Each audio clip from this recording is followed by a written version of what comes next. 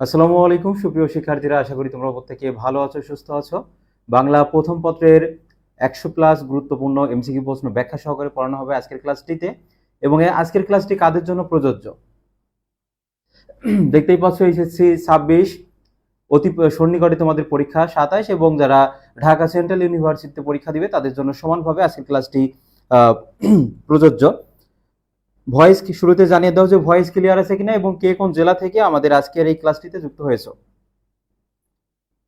Voice clear আছে কিনা, ঠিকঠাক শোনা যাচ্ছে কিনা, এবং হচ্ছে কে কোন জেলা থেকে আমাদের এই ক্লাসটিতে যুক্ত হয়েছো একটু কমেন্টে জানিয়ে দাও। আর 1 মিনিট পরে আমাদের মূল ক্লাসটি শুরু হবে।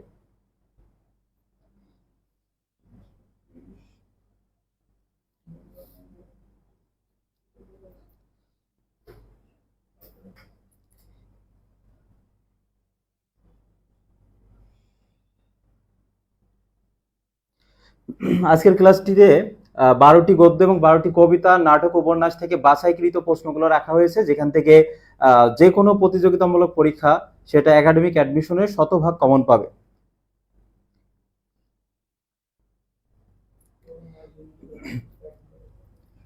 আমরা আর 1 মিনিট পর শুরু করব। সবকিছু ঠিকঠাক আছে কিনা সেটা জানাও, এবং এর সাথে প্রত্যেকে নিজেদের টাইম লাইনে ক্লাসটি শেয়ার করে রাখো। আর যারা হচ্ছে শেয়ার করবে এবং 5 জন করে বন্ধুকে মেনশন করবে, তারা এই উত্তর সহ যে স্লাইড রয়েছে প্রায় 100+ প্রশ্নের, সেগুলো সব হচ্ছে তারা পেয়ে যাবে, যারা নিজেদের টাইম লাইনে শেয়ার করবে এবং বন্ধুদেরকে মেনশন করবে।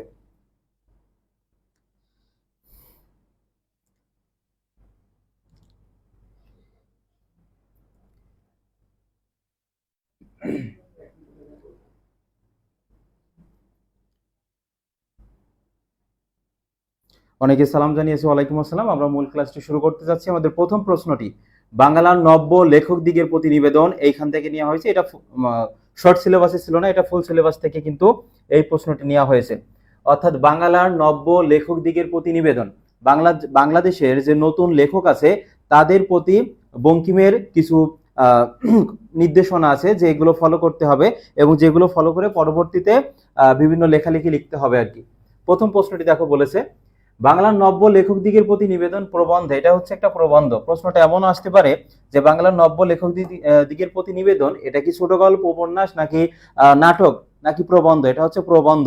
এবং প্রশ্নটা এমনও যদি একটু জটিল টাইপের দেয়, বলতে পারে যে প্রবন্ধ এটা কোন সমাস? এটা হচ্ছে প্রো যে বন্ধ, এটা হচ্ছে প্রাধি সমাস হবে। তাহলে দেখো, বলছে লেখক কিসের জন্য লিখতে নিষেধ করেছেন? অর্থ, যশ, ধর্ম, নাকি সৌন্দর্য? এখানে খ নম্বর যে অপশনটা রয়েছে সেখানে দেখো, যশ অর্থ হচ্ছে খ্যাতি, যে ফেমাস, বিখ্যাত, এবং যশ, খ্যাতি এগুলো হচ্ছে সমার্থক শব্দ। বলো এখানে সঠিক উত্তর কি হবে? আর যারা যুক্ত হয়েছো অবশ্যই নিজেদের টাইমলাইনে শেয়ার করতে হবে, বন্ধুদেরকে মেনশন করতে হবে, তবেই তুমি ক্লাসের স্লাইড ব্যাখ্যা সহকারে যেটা আছে সেটা পেয়ে যাবে। বলো, আমাদের অনেক এমসিকিউ রয়েছে, একটু দ্রুত যেতে হবে, তোমরা একটু উত্তর করো, আর আমি যখন উত্তর বলে দিব তখন তো মিলে নিতে পারবে। দেখো, প্রথম প্রশ্নটি সঠিক উত্তর। বাংলার নব্য লেখক দিগের প্রতি নিবেদন প্রবন্ধে লেখক কিসের জন্য লিখতে নিষেধ করেছেন? অর্থাৎ যশের জন্য লিখতে নিষেধ করেছে, যশ বা খ্যাতির জন্য লিখতে নিষেধ করেছে। তোমার লেখা যদি ভালো হয় তাহলে এমনিতেই তোমার যশ বা খ্যাতি চলে আসবে। তোমার প্রথম প্রবণতাই যদি থাকে যে আমি খ্যাতি অর্জন করব বা অনেক বিখ্যাত হয়ে যাব, এমন প্রবণতা নিয়ে কিন্তু তোমাকে হচ্ছে লেখালেখি করা যাবে না, এটা কিন্তু নিষেধ করেছে। সঠিক উত্তর হচ্ছে এখানে যশ হবে, যশ। পরের প্রশ্নটি দেখো, বঙ্কিমচন্দ্রের মতে কে শ্রেষ্ঠ লেখক? শ্রেষ্ঠ লেখক কে? যিনি যশ লাভের আশায় লেখেন না, যিনি অর্থ লাভের আশায় লেখেন না, যার লেখায় মনের ভাব সহজেই ফুটে ওঠে, আর যার লেখায় বিদ্যা ও অলঙ্কারের আধিক্য থাকে। আধিক্য মানে অতিরিক্ত বা বেশি বেশি, যেটাকে বলা হয়, যে অনেক সময় তোমরা বলো ইট ইজ টু মাচ, এই যে আধিক্য, বেশি বেশি। চারটে অপশন থেকে তুমি যদি দুইটা একে বাদ দিয়ে দাও তাহলে তোমার বাকি উত্তর করতে কিন্তু তোমার কাছে খুবই ইজি হবে, যে 50-50 চান্স থাকে। ভুল যাক, সমস্যা নাই, তোমরা উত্তর করতে থাকো, আমি তো সঠিক উত্তর পরে বলেই দিব। 2 এর সঠিক উত্তর দেখো, এখানে যিনি যশ লাভের আশায় লেখেন না, এটা তো মানে সঠিক উত্তর হিসেবে যায়, কিন্তু মোস্ট অ্যাপ্রোপ্রিয়েট না। এমসিকিউ তো তোমার মোস্ট অ্যাপ্রোপ্রিয়েট উত্তর যেটা সেটাই বেছে নিতে হবে।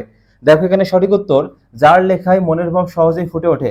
আর এখানে চন্দ্রবিন্দু কেন ব্যবহার করেছে, যেসব ব্যক্তিবর্গ তুমি সম্মান সূচক বা সম্মানার্থে কথা বলবে তাদের ক্ষেত্রে দেখো এই যে চন্দ্রবিন্দু বসবে। অর্থাৎ এখানে সঠিক উত্তর, যার লেখায় মনের ভাব সহজেই ফুটে ওঠে।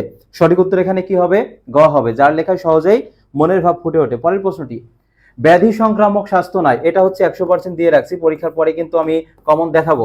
দেখো এই ধরনের প্রশ্ন বা এটাই হুবহু কমন পেয়ে যাবা, যে ব্যাধি সংক্রামক স্বাস্থ্য নহে বাংলার নব্য লেখক দিগের প্রতিনিবেদন প্রবন্ধের কোন কথাটির ক্ষেত্রে এটি প্রযোজ্য।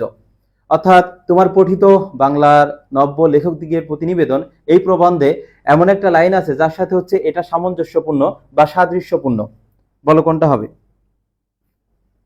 যে ব্যাধি সংক্রামক স্বাস্থ্য নহে, অর্থাৎ রোগ বালাই যেগুলো আছে সেগুলো হচ্ছে সংক্রামক, একজনের কাছ থেকে অন্যজনের ছড়ায় আর কি, স্বাস্থ্য নহে, এটা হচ্ছে কোনটির সাথে সামঞ্জস্যপূর্ণ। দেখো এখানে সঠিক উত্তর, আমরা 3-এ আছি, 3-এর সঠিক উত্তর কি হবে বলো।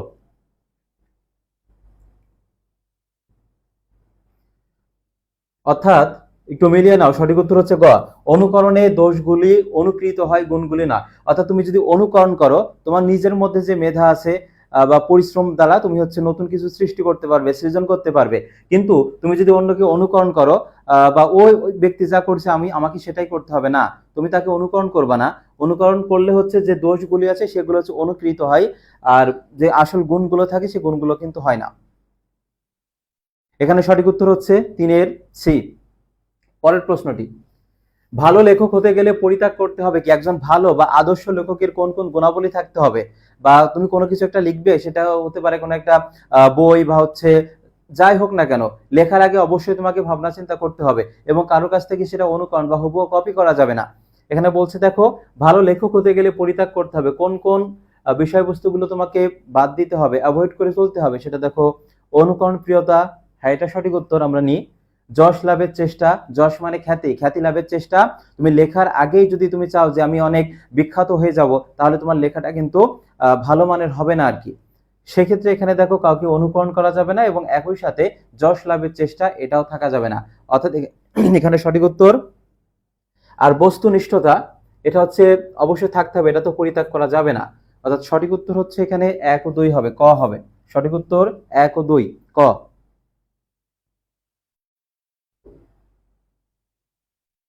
এর পরের প্রশ্নটি দেখো, অপরিচিতা থেকে নেওয়া হয়েছে। আমাদের প্রথম প্রশ্নটি, এই যে অপরিচিতা থেকে, অনুপমের বাবা কি করে জীবিকা নির্বাহ করতেন, এবং এর পাশাপাশি তোমাকে জানতে হবে এখানে যৌতুক প্রথা ফুটে উঠেছে। একই সাথে অপরিচিতা হচ্ছে উত্তম পুরুষের জবানিতে লেখা, আর স্বয়ং বক্তাই হচ্ছে উত্তম পুরুষ, যে কথা বলে, এখানে আমি কথা বলছি, এখানে আমি হচ্ছে উত্তম পুরুষ। ঠিক তেমনই ভাবে অপরিচিতা গল্পে আমরা দেখতে পেয়েছি, মানে স্বয়ং বক্তাই, সে হচ্ছে ওই গল্পের হচ্ছে নায়ক অনুপম। অর্থাৎ উত্তম পুরুষের জবানিতে লেখে, এবং মনে রাখবে স্বয়ং বক্তাই হচ্ছে উত্তম পুরুষ। অনুপমের বাবা কি করে জীবিকা নির্বাহ করতেন। দেখো জীবী বানান, এখান থেকে আরেকটা বানান ভালোভাবে শিখে রাখো। এই জীবী বানানটা যদি শেষে থাকে তাহলে সেই ক্ষেত্রে প্রত্যেকটার ক্ষেত্রে দীর্ঘইকার হবে। যেমন শ্রমজীবী, পেশাজীবী, চাকরিজীবী, আইনজীবী, বুদ্ধিজীবী, এই জীবী বানানটা যদি শেষে থাকে দীর্ঘইকার হবে। কিন্তু এই জীবী বানানটা যদি শুরুতে থাকে, দেখো এই যে একটা হচ্ছে জীবিত আছে আর একটা হচ্ছে জীবিকা নির্বাহ, এই ক্ষেত্রে হচ্ছে রস্বইকার হবে। আর এখানে সঠিক উত্তর হচ্ছে অনুপমের বাবা কি করে জীবিকা নির্বাহ করতেন। সঠিক উত্তর দেখো গ, ওকালতি করে, ওকালতি করে জীবিকা নির্বাহ করতেন। পরের প্রশ্নটি, অপরিচিতা গল্পে সরস রসনার গুণ আছে কার, এটাও 100% দিয়ে রাখছি। অর্থাৎ যেগুলো 100% দিয়ে রাখছি সেগুলো পরীক্ষায় আসার সমূহ সম্ভাবনা রয়েছে। অর্থাৎ দেখবা বন্ধু মহলে অনেকেই মানে হাসি রসিকতার মাধ্যমে কিন্তু কথাবার্তা বলে থাকে এবং একদম ফ্রেন্ড সার্কেলটা একটু মধুময় করে রাখে, হাস্যময় করে রাখে। ঠিক তেমনই ভাবে অপরিচিতা গল্পে এখানে বলছে সরস রসনার গুণ আছে কার, অপরিচিতা, হরিশ, অনুপম নাকি বিনোদাদার। বলো সঠিক উত্তর কি হবে। ভুল যাক, সমস্যা নাই, তোমরা উত্তর করতে থাকো, ভুলের মাধ্যমে কিন্তু তুমি সঠিকটা পেয়ে যাবে আর কি, ভুল করার মধ্য দিয়ে। সেক্ষেত্রে ভুল যাক, উত্তর করো তারপরেও।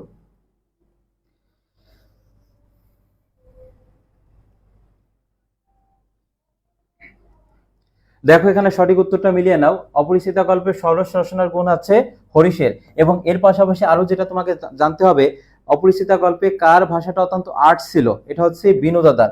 বিনোদা ভাষাটা কি ছিল? অত্যন্ত আর্ট ছিল।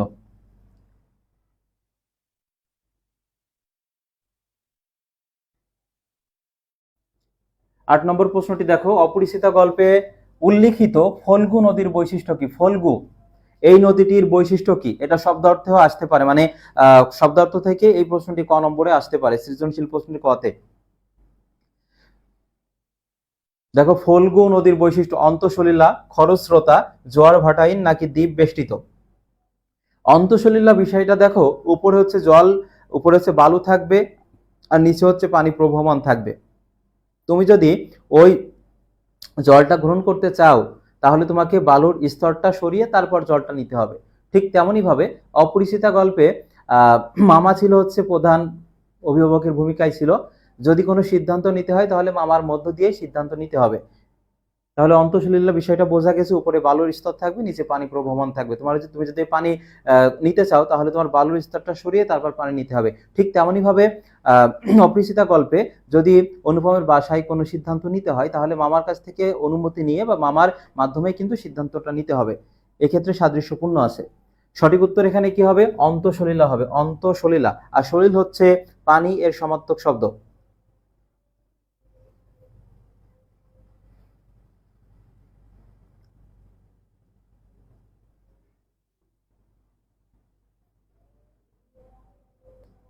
এর পরের প্রশ্নটি দেখো, 9, সানাই, ঢোল ও কাশি এই 3 প্রকার বাদ্যযন্ত্রে সৃষ্ট ঐকতান বাদনকে কি বলা হয়? এটা ক নম্বরের জন্য কিন্তু গুরুত্বপূর্ণ, যে সানাই, ঢোল ও কাশি এই 3 প্রকার বাদ্যযন্ত্রে সৃষ্ট ঐকতানকে কি বলা হয়? রসন চৌকি, ত্রিতাল, দাদরা নাকি পঞ্চস্বর, কোনটা হবে?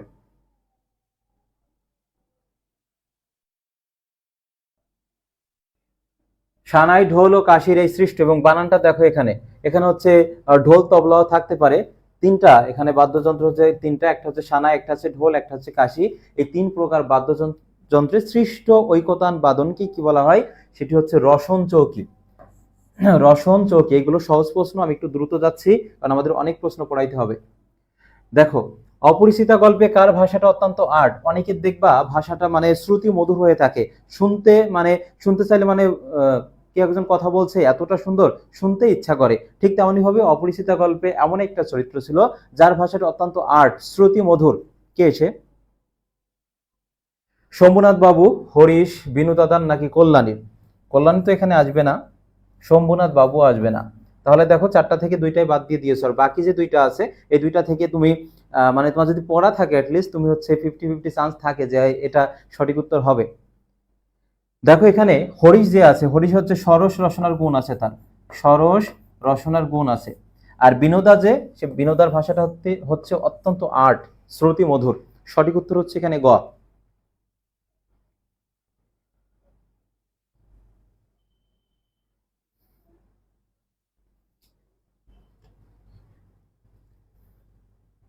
তারপরে দেখো, অপরিচিতা গল্পটি প্রকাশিত হয়, এটা হচ্ছে কোন পত্রিকায় এবং কত বঙ্গাব্দে? এ ধরনের প্রশ্ন, এটা পাঠ পরিচিতি অংশে আছে, যে অপরিচিতা গল্পটি হচ্ছে প্রকাশিত হয় কত বঙ্গাব্দে এবং হচ্ছে কোন সংখ্যায়। এ ধরনের প্রশ্ন একটা পাবা।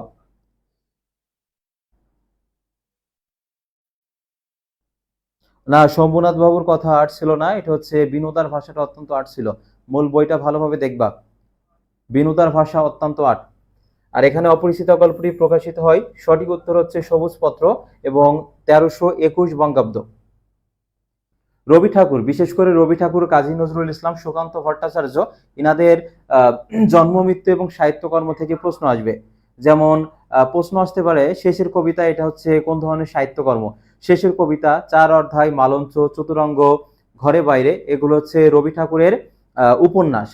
এরপর হচ্ছে বাঁধনারা, কুহেলিকা, মৃত্যু ক্ষুধা, এটা হচ্ছে কাজী নজরুল ইসলামের যে উপন্যাস আছে সেটা, এবং কাজী নজরুল ইসলামের গল্পগ্রন্থ থেকে প্রশ্ন আসতে পারে।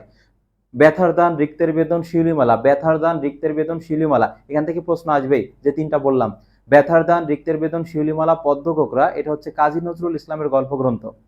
আর সুকান্ত ভট্টাচার্য বললাম, এখান থেকে যে প্রশ্নটা 100% আসার মতো সেটা হচ্ছে তিনি কোন কাব্যগ্রন্থটি সম্পাদনা করেন, সেটা হচ্ছে আকাল নামে একটা কাব্যগ্রন্থ ফ্যাসিবাদ বিরোধী লেখক শিল্পী সংঘের পক্ষে তিনি সম্পাদনা করেন। এছাড়াও তার যে কাব্যগ্রন্থগুলো রয়েছে, যেমন ঘুম নেই, পূর্বাভাস, মিটে করা, হরতাল, অভিযান। ঘুম নেই, পূর্বাভাস, মিটে করা, হরতাল, অভিযান, এগুলো হচ্ছে তার সাহিত্যকর্ম। আর এই প্রশ্নটি বলেছে খ্রিস্টীয় কত তারিখে রবি ঠাকুর জন্মগ্রহণ করে, সেটা দেখো 1861 খ্রিস্টাব্দ এবং হচ্ছে সেটা হচ্ছে 7ই মে। 13 নং প্রশ্ন বলছে হচ্ছে রানু ও আশিকের মধ্যে বিয়ে হওয়ার কথা ছিল, কেউ কাউকে আগে দেখেনি, ফলে একই ট্রেনে যাওয়া সত্ত্বেও কেউ কাউকে চিনতে পারলো না। ঠিক যেমনটা আমরা হচ্ছে অপরিচিত গল্পে দেখতে পেয়েছি, অনুপম এবং কল্যাণীর যে বিবাহের কথা, মানে শেষ পর্যন্ত বিবাহ হয়নি, কেউ কাউকে আগে দেখেওনি এবং শেষ পর্যায়ে তাদের ট্রেনের মধ্যে দেখা হয়েছিল। ঠিক উদ্দীপকটা তেমন। এখানে বলেছে প্রথম প্রশ্নটি।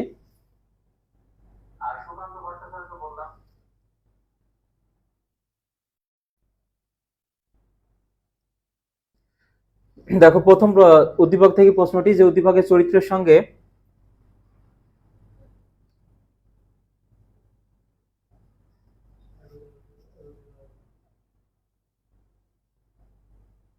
বলছে, দেখো উদ্দীপকের চরিত্রের সঙ্গে সাদৃশ্য রয়েছে কোনটি চরিত্রে? সাদৃশ্য মানে হচ্ছে মিল, মানে উদ্দীপকে যে চরিত্রটি আছে তার সাথে মিল আছে কোনটি? সেটি হচ্ছে দেখো কল্যাণী ও অনুপম। অর্থাৎ কল্যাণী এবং অনুপমের বিবাহ ঠিক হয়েছিল কিন্তু শেষ পর্যন্ত হয়নি এবং শেষ পর্যন্ত তাদের ট্রেনের মধ্যে দেখা হয়েছিল। উপর্যুক্ত উদ্দীপকের চরিত্রে বিয়ে না হওয়ার জন্য দায়ী কোনটা? অর্থাৎ দেখো এখানে তৎকালীন যে সমাজ ব্যবস্থা এবং একই সাথে যৌতুক প্রথা, তৎকালীন সমাজ ব্যবস্থা এবং হচ্ছে একই সাথে যৌতুক প্রথা এবং হীনমন্যতা কেন বলা হয়েছে? অনেক সময় ছোট মন মানসিকতা, যেমন মামার হচ্ছে ছোট মন মানসিকতার পরিচয় কিন্তু আমরা এই গল্পে দেখতে পাই। অনুপমের মামার ছোট মন মানসিকতা, অর্থাৎ এখানে তিনটাই। পরের একটা প্রশ্ন দেখো, অনেকবার এসেছে বিগত বছরগুলোতে, এটা প্রদোষ শব্দের অর্থ কি, বা প্রদোষের প্রতিশব্দ বা সমার্থক শব্দ কি? বলো, প্রদোষ এর সমার্থক শব্দ কি? একটু ঝটপট উত্তর করো। আর যারা পরবর্তীতে এসেছো অবশ্যই নিজেদের টাইমলাইনে শেয়ার করতে হবে। আমাদের যে উত্তর সহ দাগানো যে পিডিএফ এবং আরো ব্যাখ্যা আছে সেগুলো হচ্ছে তোমরা পেয়ে যাবে, যারা শেয়ার করেছো তারাই পাবে। দেখো সঠিক উত্তর এখানে কি হবে? প্রদোষ শব্দের অর্থ হচ্ছে সন্ধ্যা। সঠিক উত্তর হচ্ছে খ। পরের প্রশ্নটি, লেখকের মতে সাহিত্যের উদ্দেশ্য কোনটি? আমরা এবার আরেকটা গল্পে যাচ্ছি, সেটা হচ্ছে সাহিত্যে খেলা। সাহিত্যে খেলা, এটা হচ্ছে নতুন, শর্ট সিলেবাসে ছিল না। দেখো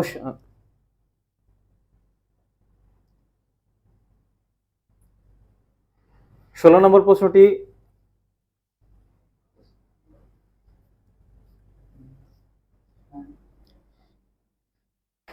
দেখো বলছে লেখকের মতে সাহিত্যের উদ্দেশ্য উদ্দেশ্য কোনটি? বলো।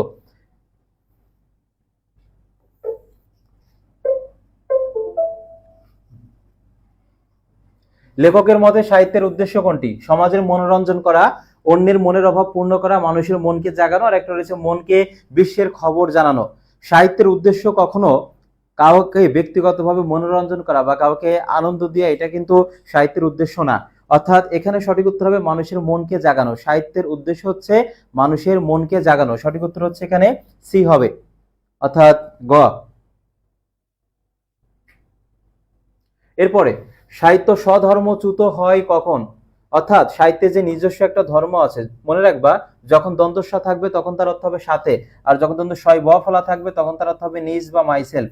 অর্থাৎ সাহিত্য তার যে নিজের একটা ধর্ম আছে, সেই ধর্মচ্যুত হয় কখন? যখন সাহিত্য চর্চা ফলাফলের আকাঙ্ক্ষা শূন্য, নাকি জনসাধারণের মনোরঞ্জনের জন্য হয়ে থাকে, নাকি মঙ্গল, নাকি সম্পূর্ণতার লক্ষ্যে, কোনটা হবে? সাহিত্য তার নিজস্ব একটা ধর্ম আছে, সে ধর্ম কখন সে ধর্ম থেকে বিচ্যুত হয়ে যায়? যখন জনসাধারণের মনোরঞ্জনের জন্য হয়ে থাকে তখন এটা হচ্ছে তার নিজ ধর্মটা চ্যুত হয়ে যায়, বিচ্যুত হয়ে যায়। সঠিক উত্তর হচ্ছে এখানে খ। এরপরে এটা তোমাদের পারার কথা, বলো সবুজ পত্র পত্রিকার সম্পাদকের নাম কি? এটা বলো। সবুজ পত্র রবি ঠাকুর, প্রমোদ চৌধুরী, কাজী নজরুল ইসলাম, নাকি সমরেশ বসু?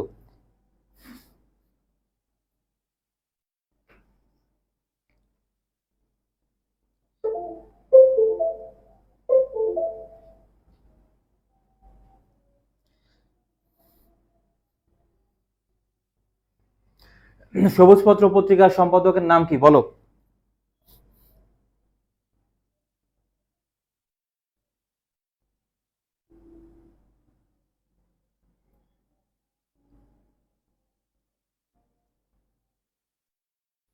উত্তরটা মিলিয়ে নাও। এখানে দেখো সঠিক উত্তর হচ্ছে খ, প্রমোদ চৌধুরী হবে। এবং প্রমোদ চৌধুরীর যে সাহিত্যিক ছদ্মনাম বীরবল, এটাও মনে রাখবা। সনেট পঞ্চাশদ কার লেখা? এখান থেকে একটা প্রশ্ন আসতে পারে যে সনেট বাংলা যদি বলা হয় সনেটের প্রবর্তককে, তাহলে হবে ইতালির পেত্রাক। আর যদি বলা হয় বাংলা সনেটের প্রবর্তক, সেক্ষেত্রে মাইকেল মধুসূদন দত্ত হবে। সনেট এটা 14 লাইনের কবিতা, এবং হচ্ছে প্রথম 8 লাইনকে বলা হয় অষ্টক, এবং শেষের 6 লাইনকে বলা হয় ষষ্ঠক। বিভীষণের প্রতি মেঘনাদ, এটাও দেখো এখান থেকে কিন্তু তোমার মাইকেল মধুসূদন দত্তের লেখা। এখান থেকে কিন্তু প্রশ্ন আসবে তোমাদের সিকিউ এবং হচ্ছে এমসিকিউ উভয়। এখানে বলেছে সনেট পঞ্চাশদ এটা কার লেখা? সঠিক উত্তর দেখো এখানে যে প্রমোদ চৌধুরী হবে। অনেকে কিন্তু যদি ক নম্বরে আসে সেক্ষেত্রে প্রথম চৌধুরী লেখে, এটা প্রথম হবে না, প্রমোদ চৌধুরী হবে। তারপরে আরেকটি প্রশ্ন, যিনি গড়তে পারেন তিনি শিবও করতে পারেন, বাদরও গড়তে পারেন, এতে কার প্রশংসা করা হয়েছে? আমরা এখন পড়ছি সাহিত্যে খেলা এই প্রবন্ধ থেকে গুরুত্বপূর্ণ এমসিকিউ। অর্থাৎ যিনি বড় কিছু করতে পারেন, আবার তিনি হচ্ছে ছোট যেগুলো আছে সেগুলো করতে পারেন। অর্থাৎ এই বৈশিষ্ট্যটা হচ্ছে যে যারা হচ্ছে বড় লেখক তাদের সাথে সামঞ্জস্যপূর্ণ। সঠিক উত্তর হবে বড় মাপের শিল্পীদের ক্ষেত্রে এটা হচ্ছে প্রযোজ্য। শিক্ষার উদ্দেশ্য কি? এটা 100% দিচ্ছি, এই প্রশ্নটা আসতে পারে। শিক্ষার উদ্দেশ্য কি? চাকরি লাভ, আনন্দ লাভ, সার্টিফিকেট অর্জন, নাকি বিশ্বের খবর জানানো? আপাতত দৃষ্টিতে মনে হবে যে এই শিক্ষার উদ্দেশ্য চাকরি লাভ, কিন্তু বই অনুসারে কোনটা হবে?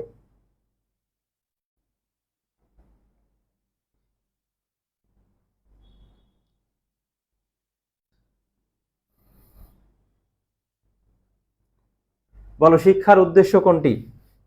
তোমরা উত্তর করতে থাকো, আমি সঠিক উত্তরটা বলে দিই, মিলিয়ে নাও। এটা হচ্ছে দেখো বিশ্বের খবর জানানো, বিশ্বের খবর জানানো। পরের প্রশ্নটি, রোদ্দা এই সাহিত্যে খেলা প্রবন্ধে এখানে দেখো রোদ্দা নামে এক জন চরিত্র আছে, তিনি কোন দেশের অধিবাসী? প্রথম লাইনেই আছে এটি, সেটি হচ্ছে সঠিক উত্তর ফ্রান্স, এখানে আর ব্যাখ্যা লাগবে না। সাহিত্যে খেলা প্রবন্ধে ব্যক্ত হয়েছে কি? এটা এই ধরনের প্রশ্ন একটা পাবা তোমরা, যে সাহিত্যে খেলা প্রবন্ধে কি ব্যক্ত হয়েছে, বা যেমন অপরিচিত আমরা পড়লাম সেখানে কি ফুটে উঠেছে? যৌতুক প্রথা ফুটে উঠেছে। যেমন বিলাসী পড়বো একটু পরে, সেখানে কি ফুটে উঠেছে? এই ধরনের প্রশ্ন তোমরা কমন পাবা, এই ধাঁচের প্রশ্ন। দেখো এখানে বলেছে যে সাহিত্যে খেলা প্রবন্ধে ব্যক্ত হয়েছে কি, সেটি হচ্ছে সঠিক উত্তর সাহিত্যের আদর্শ ও উদ্দেশ্য। আদেশ ও উদ্দেশ্য, এখানে আদর্শ হবে, আদর্শ উদ্দেশ্য ব্যক্ত হয়েছে। এবার দেখো বিলাসী থেকে, বিলাসী থেকে কোন ধরনের প্রশ্ন আসবে? শুরুতে যদি বলে বিলাসী গল্পে কোনটি ফুটে উঠেছে, তাহলে দুইটা বিষয় গুরুত্বপূর্ণ। একটা হচ্ছে জাতিভেদ প্রথা, জাতিভেদ প্রথা, বা এখানে আমরা বলতে পারি শ্রেণী বৈষম্য।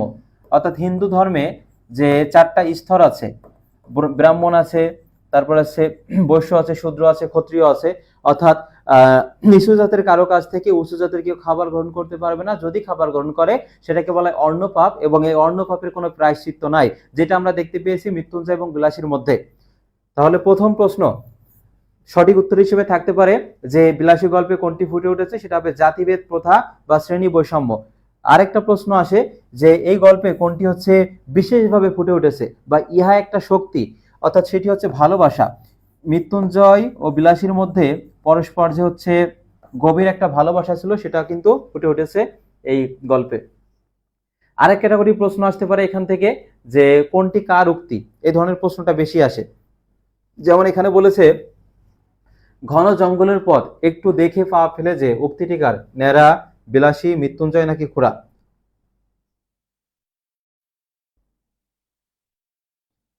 চব্বিশের সঠিক উত্তর দেখো এখানে কি হবে? বিলাসী হবে, বিলাসী।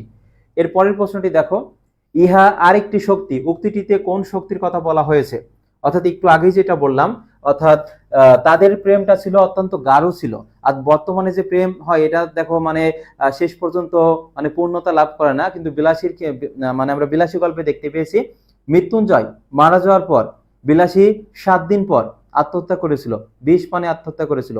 এবং তারা হচ্ছে মৃত্যুঞ্জয় যখন অসুস্থ ছিল, বিলাসী কিন্তু তার পাশে থেকে তাকে সেবা শুশ্রূষা করছে, এবং তাকে কিন্তু ফেলে রেখে যায়নি। আর বর্তমান প্রেক্ষাপট তোমরা বুঝতেই পারছো যে একটা গেছে আরো কতটা আসবে, কিন্তু তাদের যে প্রেমটা ছিল অত্যন্ত গাঢ় ছিল। যেমনটা এখানে বলেছে ইহার একটি শক্তি, উক্তিটিতে কোন শক্তির কথা বলা হয়েছে? অর্থাৎ এখানে হবে কি ভালোবাসা। কোনটা? ভালোবাসা। 26 নং প্রশ্ন দেখো, মৃত্যুঞ্জয় থার্ড ক্লাসে পড়িত, তৎকালীন থার্ড ক্লাস বর্তমানে কোন শ্রেণীর? এটা 100% ক্লাস সংক্রান্ত যে প্রশ্নগুলো আছে এখান থেকে একটা প্রশ্ন কমন পাবা, যে মৃত্যুঞ্জয় থার্ড ক্লাসে পড়িত, এই যে থার্ড যে ক্লাসটা সেটা বর্তমান কোন শ্রেণী? সপ্তম, অষ্টম, নবম নাকি দশম? থার্ড, আর একটা আসে হচ্ছে ফোর্থ, এই দুইটা থেকে আসতে পারে।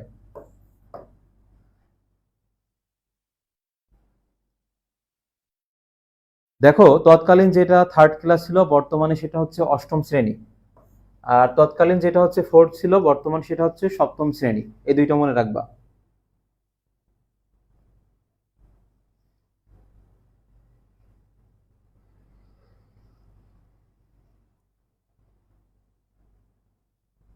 এরপর আমাদের 27 নম্বর প্রশ্ন দেখো, বিলাসী গল্পটি প্রথমে কোন পত্রিকায় প্রকাশিত হয়? সওগাত, ভারতী, মোহাম্মদী নাকি হচ্ছে পূর্বাশা? এখানে অপরিচিত হচ্ছে সেটা সবুজ পত্র, বিলাসী আর একটা হচ্ছে মাসি পিসি, এই তিনটা থেকে কোনটা কোন পত্রিকায় প্রকাশিত হয়? এখান থেকে একটা প্রশ্ন পাবা তোমরা। বিলাসী গল্পটি প্রথমে কোন পত্রিকায় প্রকাশিত হয়? সওগাত তো হবে না, এখানে মোহাম্মদী হবে না, তাহারই পরে মনে, সেই ক্ষেত্রে হচ্ছে মোহাম্মদী পত্রিকায় প্রকাশিত হয়। ভারতী হবে না হয় পূর্বাশা হবে, এই দুইটার মধ্যে বলো কোনটা হবে।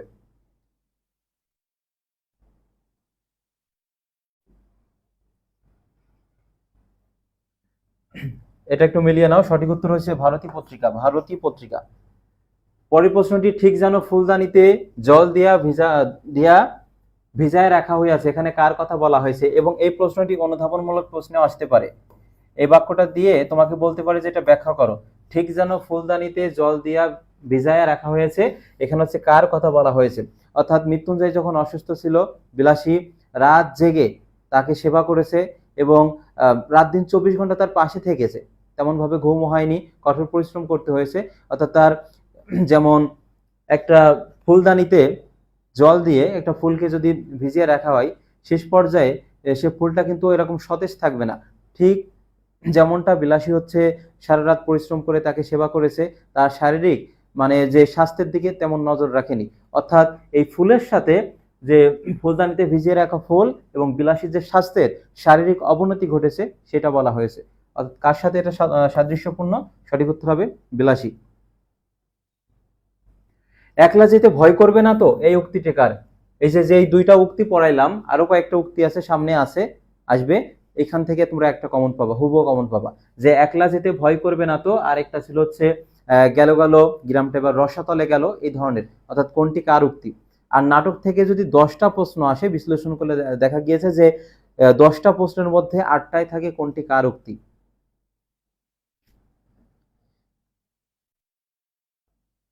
একলা যেতে ভয় করবে না তো, এই উক্তিটি কার ছিল? বিলাসী নাকি মৃত্যুঞ্জয় নাকি হচ্ছে নেরার? দেখো এখানে সঠিক উত্তরটা হচ্ছে বিলাসী। পরের প্রশ্নটি, বিলাসী গল্পে ফুটে উঠেছে তৎকালীন হিন্দু সমাজের কি ফুটে উঠেছে? যৌতুক প্রথা, না যৌতুক প্রথা হচ্ছে অপরিচিত গল্পে ফুটে উঠেছে। বাল্য বিবাহ এখানে আসেনি, বহু বিবাহ, আর একটা হচ্ছে বর্ণ বৈষম্য। উত্তর করতে থাকো, এর পাশাপাশি দেখো অপশনে থাকতে পারে যে জাতিভেদ প্রথা, এটাও থাকতে পারে, জাতিভেদ প্রথা এটাও থাকতে পারে। তাহলে এখানে দেখো জাতিভেদ প্রথার সাথে মানে সম্পর্কযুক্ত আছে কোন অপশনটি? সঠিক উত্তরটি এখানে দেখো বর্ণ বৈষম্য, অর্থাৎ যে উঁচু জাতের এবং নিচু জাতের মধ্যে যে ভেদাভেদ, শ্রেণী বৈষম্য, সেটা এই বিলাসী গল্পে ফুটে উঠেছে। সঠিক উত্তর এখানে কি হবে? ঘ হবে। বিলাসী গল্পটি কত বঙ্গাব্দে প্রকাশিত হয়? কোন সংখ্যায় এবং কত বঙ্গাব্দে?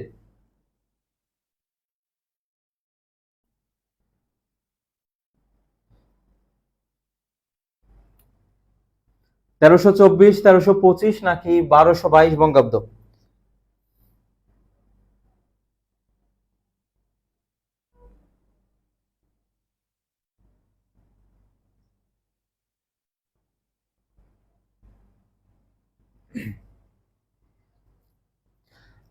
দেখো এখানে সঠিক উত্তর হচ্ছে এই যে 1325 বঙ্গাব্দের বৈশাখ সংখ্যাটা মনে রাখবা, কত বঙ্গাব্দ এবং হচ্ছে কোন সংখ্যা? 1325, এবং সেটা হচ্ছে বৈশাখ সংখ্যা।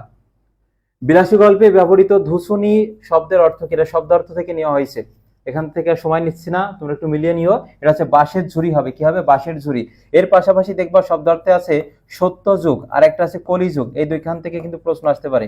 সত্যযুগ সম্পর্কে কি বলা হয়েছে এবং কলিযুগ সম্পর্কে কি বলা হয়েছে, এই দুইটা।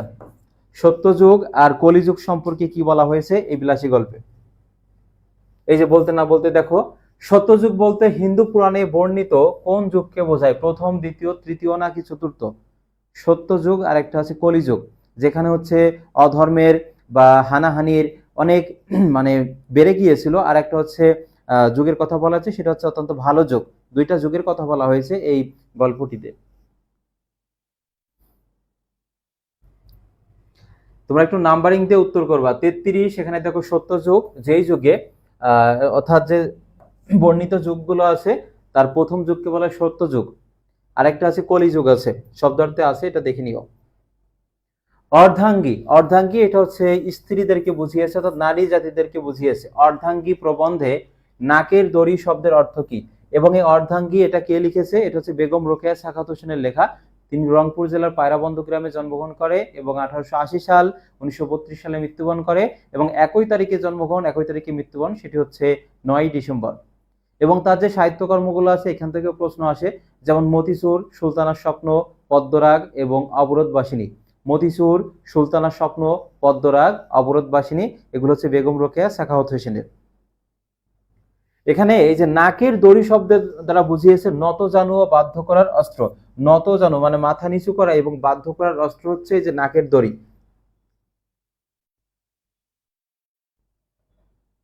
এর পরের প্রশ্নটি বলছে আমাদের একটা রোগ আছে, সেটা হচ্ছে দাসত্ব বলতে লেখক কি বুঝিয়েছেন? অর্থাৎ অর্ধাঙ্গী এই প্রবন্ধে বেগম রোকেয়া সাখাওয়াত হোসেন বলছে আমাদের একটা রোগ আছে, সে রোগটা হচ্ছে দাসত্ব, কারো গোলামি করা। অর্থাৎ এই যে এটা দ্বারা কি লেখক কি বুঝিয়েছেন? স্ত্রী জাতিদের মানসিক অবস্থা, তাদের অসুখ বিসুখ, নাকি তাদের শারীরিক অবস্থা?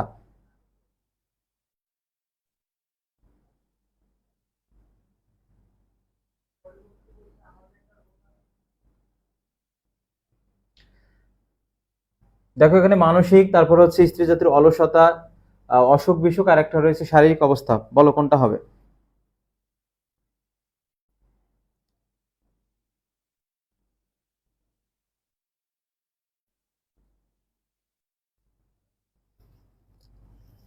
দেখো এখানে হচ্ছে আহ তাদের যে হচ্ছে মানসিক অবস্থা সেটাকে বলা হয়েছে মানসিক অবস্থা। পরের প্রশ্নটি, পারস্য বলতে কোন দেশকে বোঝায়? এটাও আসতে পারে। পারস্য বলতে কোন দেশ? ফ্রান্স, ইরাক, ইরান নাকি লিবিয়া? পারস্য বলতে এখন হচ্ছে ইরানকে বোঝায়, ইরান। কাজী নজরুল ইসলাম কত সালে সেনাবাহিনীতে যোগ দেন? এই ধরনের একটা যে সাল কেন্দ্রিক যে প্রশ্নগুলো আছে তার মধ্যে থেকে একটা আসতে পারে এখান থেকে। কাজী নজরুল ইসলামের উপন্যাস মনে রাখবা। তার উপন্যাস মনে রাখার টেকনিক হচ্ছে বাকুম। এই বাকুম দিয়ে হচ্ছে তার উপন্যাসগুলো মনে রাখতে পারবে। যেমন বা থেকে হচ্ছে বাঁধন হারা, কু থেকে হচ্ছে কুহেলিকা, আর ম থেকে হচ্ছে মৃত্যু ক্ষুধা। এ হচ্ছে তার 3টি উপন্যাস। এর পাশাপাশি তার যে গল্প গ্রন্থ, প্রশ্ন আসতে পারে নিচের কোনটি কাজী নজরুল ইসলামের গল্প গ্রন্থ? সেক্ষেত্রে মনে রাখবা একটা হচ্ছে ব্যথার দান, ব্যথার দান, তারপর আছে রিক্তের বেদন। এটা উত্তর করতে থাকো তোমরা, পাশাপাশি এগুলো একটু শুনে রাখো। ব্যথার দান, রিক্তের বেদন, তারপর হচ্ছে শিউলি মালা, শিউলি মালা, তারপর আছে পদ্ম গোখরা, পদ্ম গোখরা, আরেকটা হচ্ছে ব্যথার দান, রিক্তের বেদন, শিউলি মালা, পদ্ম গোখরা, এগুলোই। আর ব্যথার দানটা পরীক্ষায় বেশি আসে। তাহলে তার উপন্যাস হচ্ছে 3টা। ব্যথা, একটা হচ্ছে বাঁধনারা, কুহেলিকা, মৃত্যু ক্ষুধার, এগুলো তার হচ্ছে গল্প গ্রন্থ। আর তিনি 1917 সালে প্রথম সেনাবাহিনীতে যোগদান করেন, 1917 সালে। এরপর তাহার হাসিতে গান, তাহার কান্নায় গান, যৌবনের গান প্রবন্ধে এ বাক্যে তাহার বলতে কাকে বোঝানো হয়েছে? এই প্রশ্নটা তোমার অনুধাবনমূলক প্রশ্ন আসতে পারে, লাইনটা দিয়ে তোমাকে ব্যাখ্যা করতে বলতে পারে। এই যৌবনের গান থেকে তোমার হচ্ছে সৃজনশীল প্রশ্ন থাকার সম্ভাবনা রয়েছে, কারণ এটা হচ্ছে তোমাদের বয়সের সাথে মানে সামঞ্জস্যপূর্ণ, এই জন্য। অর্থাৎ এই যে তাহার বলতে এখানে তরুণদেরকে বুঝিয়েছে। তরুণদের এই বয়সে যে 18 বছর বয়সে কবিতা আমরা পড়বো, সেখানে কিছু ইতিবাচক দিক আছে, মানে পজিটিভ দিক, নেগেটিভ দিকও আছে। মানে যে যেভাবে তার জীবনটা চালনা করে সেভাবে সে কামিয়াবি হয় আর কি। অর্থাৎ এখানে এই তাহার দ্বারা এখানে তরুণদেরকে বোঝানো হয়েছে। লেখক বলছে আমি বক্তাও নহি, বক্তা নই, আমি বলছে আমি বক্তা নই, আমি কম বক্তার দলে, মানে যারা কম কথা বলে আমি তাদের দলে, এই উক্তিটির তাৎপর্য কোনটি? সেটা দেখো, কাজে নয় কথাই বিশ্বাসী, তারপরে বলছে কম কথার গুরুত্ব বেশি, প্রাবন্ধিক কম কথায় বিশ্বাসী। মনে হচ্ছে সবগুলোই উত্তর হবে, কিন্তু তোমার উত্তর তো একটা বেছে নিতে হবে, সেক্ষেত্রে কোনটা হবে জানাও।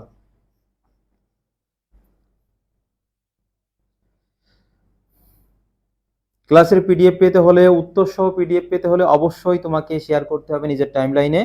এবং শুধু এই 100 এমসিকিউ না, বাংলা দ্বিতীয় পত্রে যে গুরুত্বপূর্ণ সাজেশন আছে একেবারে শতভাগ কমন পাবে, সবগুলো ধারাবাহিকভাবে পাবে। এবং পেজে কখন কি পোস্ট করা হচ্ছে অবশ্যই তোমরা এখানে মানে প্রতিদিন বা 1 ঘন্টা অন্তর অন্তর একটু দেখে যাবে যে শেষ মুহূর্তে কোনগুলো পড়তে হবে, পোস্ট করা হবে এখানে।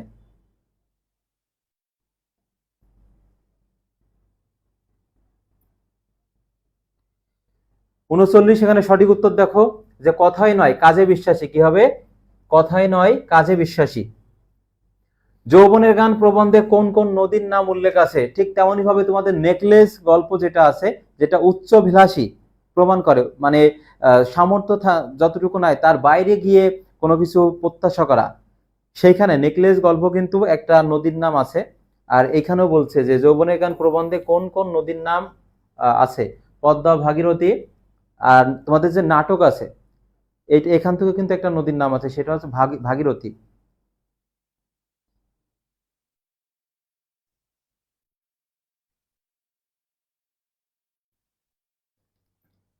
দেখো এখানে সঠিক উত্তরটা মিলিয়ে নাও, পদ্মা ও ভাগীরথী, পদ্মা ও ভাগীরথী। পরের প্রশ্নটি, যৌবনে গান প্রবন্ধে প্রাবন্ধিক পুরাতনকে ভেঙে দেওয়ার পক্ষে মত কেন করেছেন? এখানে পুরাতনের প্রতীক কি?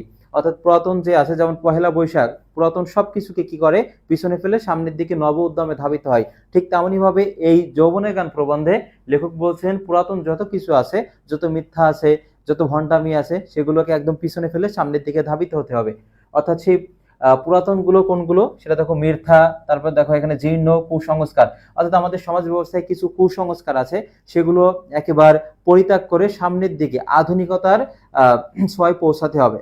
অর্থাৎ মিথ্যা, জীর্ণ, কুসংস্কার এগুলো হচ্ছে পিছনে ফেলে সামনের দিকে ধাবিত হতে হবে। যৌবনে গান প্রবন্ধে যৌবন বলতে কোনটিকে বোঝানো হয়েছে? যুবকের দৈহিক শক্তিকে, কিশোরের প্রাণ শক্তিকে, নাকি তারুণ্যের প্রাণ শক্তিকে? কোনটা হবে?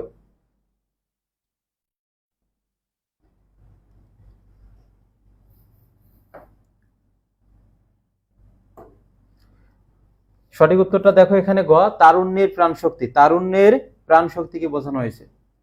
এই ধরনের একটা প্রশ্ন তোমরা পাবা, বহুপদী যে প্রশ্নটা 7 স্টার, যে যৌবনের যে প্রতীক সেটা হচ্ছে দুর্বার, উদ্দীপনা, ক্লান্তিহীন উদ্যম এবং অফুরন্ত প্রাণ চঞ্চলতা। দেখো দুর্বার উদ্দীপনা এটা ঠিক আছে, এর সাথে যাচ্ছে দেখো ক্লান্তিহীন উদ্যম, তোমাকে ক্লান্ত হওয়া যাবে না, তোমাকে একেবারে মানে শক্তি নিয়ে তোমার সামনের দিকে ধাবিত হতে হবে। এবং একই সাথে কি অফুরন্ত প্রাণ চঞ্চলতা। অর্থাৎ দেখো সঠিক উত্তরটা এখানে তিনটাই, দুর্বার উদ্দীপনা, ক্লান্তিহীন উদ্যম এবং অফুরন্ত প্রাণ চঞ্চলতা, তিনটাই হবে এখানে সঠিক উত্তর।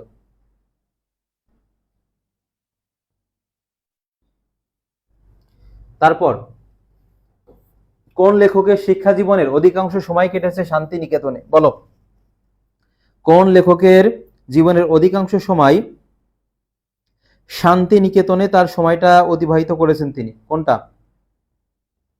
জসিমউদ্দিন নামের বানানটা গুরুত্বপূর্ণ, এখানে দোয়া হচ্ছে মানে ভেঙে ভেঙে লিখতে হবে, আলাদা আলাদা।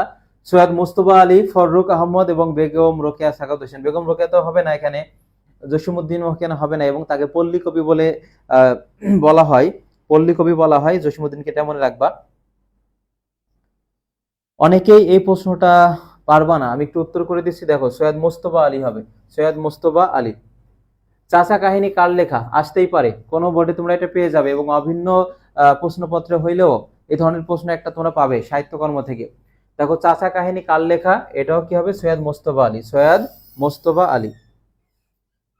এটা হচ্ছে গন্তব্য কাবুল থেকে এই প্রশ্নগুলো নেওয়া হয়েছে, গন্তব্য কাবুল।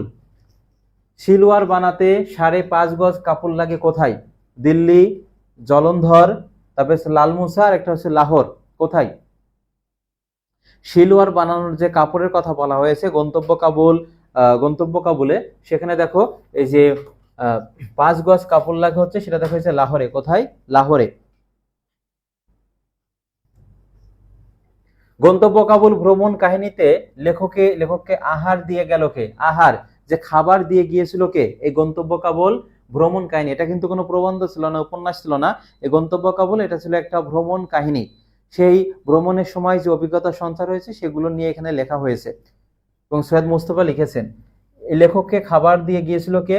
ডাকবাংলোর খান সামারা তাকে খাবার দিয়ে গিয়েছিল, ডাকবাংলার খান সামারা।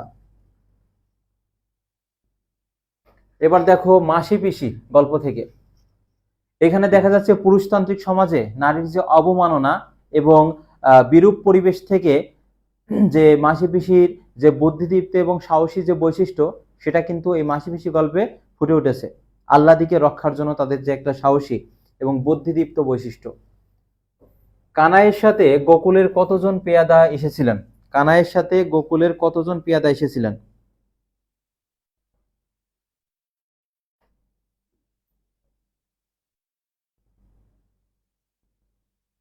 2, 3, 4 নাকি 5? এই যে সংখ্যাগত তথ্য থেকে একটা প্রশ্ন পাবা, সংখ্যাগত তথ্য।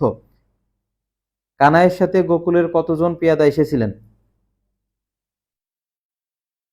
ফুল সিলেবাস থেকে তোমার হচ্ছে 12টা গদ্য, 12টা কবিতা, নাটক, উপন্যাস থেকে 4 থেকে 5টা থাকবে, 6টা হাইয়েস্ট, আর বাকিগুলোতে এখান থেকে থাকবে। অর্থাৎ তোমার প্রতিটা গদ্য কবিতা থেকে একটা করে এমসিকিউ তুমি পাবাই। সেক্ষেত্রে সবগুলো পড়তে হবে এবং সেখান থেকে প্রায় 400-500 এমসিকিউ এক একটা চ্যাপ্টারে বাছাই করে 5 থেকে 10টা করে নেওয়া হয়েছে। এখান থেকে কমন পেয়ে যাবা।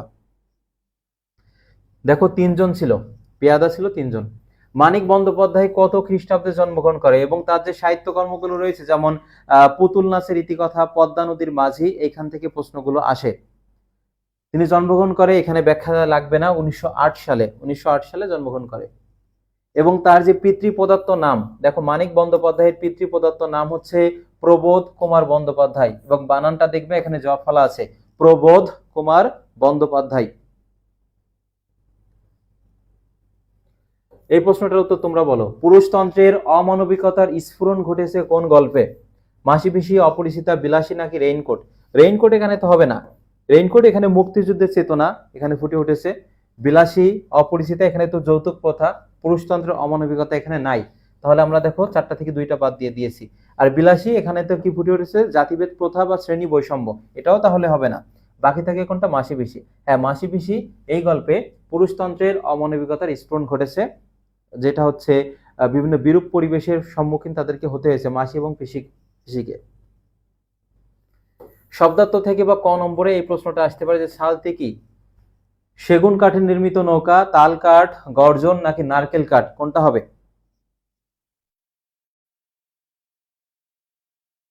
দেখো সালতি এটা হচ্ছে তাল বা সরু যে কাঠের, সে কাঠের নির্মিত নৌকাকে বলা হয়।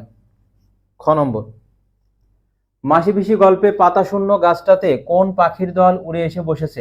শালিক, কাক, চিল নাকি শকুন? এই শকুনের দল হচ্ছে, শকুনের কথা কিন্তু মাসি পিসি গল্পে বলা হয়েছে, এবং পাতা শূন্য গাছটাতে তারা হচ্ছে উড়ে এসে বসেছিল, এমন লাইন কিন্তু আছে।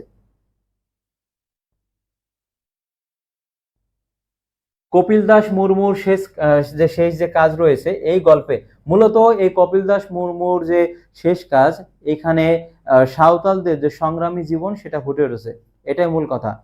সাঁওতালদের যে সংগ্রামী জীবন ব্যবস্থা সেটা এখানে ফুটিয়ে তোলা হয়েছে। বলছে কপিল দাস মুর্মুর শেষ কাজ গল্পে প্রথমে কোন ঋতুর কথা বলা হয়েছে? গ্রীষ্ম, বর্ষা, শীত নাকি বসন্ত? এবং একই সাথে তোমাদের যে ঋতু বর্ণন কবিতাটা আছে নতুন মানে ফুল সিলেবাসে, সেখানে কিন্তু এই ঋতুকে কেন্দ্র করে এবং প্রথম কিন্তু বসন্ত ঋতুর কথা বলা হয়েছে। এটা বলো। এখানে কপিল দাসের ক্ষেত্রে হচ্ছে শীত ঋতুর কথা বলা হয়েছে। আর ঋতু বর্ণন যদি বলতো, ঋতু বর্ণন এই কবিতায় কোন ঋতুর কথা শুরুতে বলা আছে? সেটা হচ্ছে বসন্ত। ঋতু বর্ণন কবিতা। কপিল দাস মুর্মুর শেষ কাজ কোনটি ছিল? বীরত্ব প্রদর্শন করা, যুদ্ধের আহ্বান করা, লড়াই করতে উদ্বুদ্ধ করা, শান্তি প্রতিষ্ঠা করা। দেখো মনে হচ্ছে 4টা অপশনই সঠিক উত্তর। তো মোস্ট অ্যাপ্রোপ্রিয়েট হচ্ছে কোনটা? এখান থেকে যদি আমরা বলি বীরত্ব প্রদর্শন করা, মানে সে বয়সটা ছিল কি অনেক বেশি হয়ে গিয়েছিল, তার গায়ে মানে ওইভাবে শক্তি নাই, এটাও কিন্তু অনেক কথার মধ্যে ফুটে উঠেছিল গল্পে। সব থেকে মোস্ট অ্যাপ্রোপ্রিয়েট হচ্ছে লড়াই করতে উদ্বুদ্ধ করা, এটা হবে। কপিল দাস মুর্মুর শেষ কাজ লড়াই করতে উদ্বুদ্ধ করা। কপিল দাস মুর্মুর শেষ কাজ গল্পে কোন বিষয়টি প্রকাশিত হয়েছে? এটা 100%। সেটি হচ্ছে সাঁওতালদের গৌরবোজ্জ্বল ইতিহাস ফুটে উঠেছে। সাঁওতালদের গৌরবোজ্জ্বল ইতিহাস ফুটে উঠেছে এই গল্পটিতে। সাঁওতালদের গৌরবোজ্জ্বল ইতিহাস।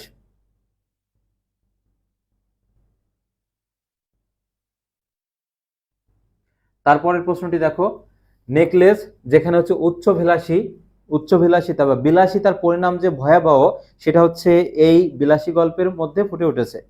বিলাসিতার পরিণাম। দেখো, মাদাম যে ফরিস্টিয়ার একটা চরিত্র ছিল, তার বান্ধবী মাদাম লয়সেলের, মাদাম ফরিস্টিয়ার নেকলেসের মূল্য কত ফ্রা ছিল? 500, 400, 7 নাকি 800?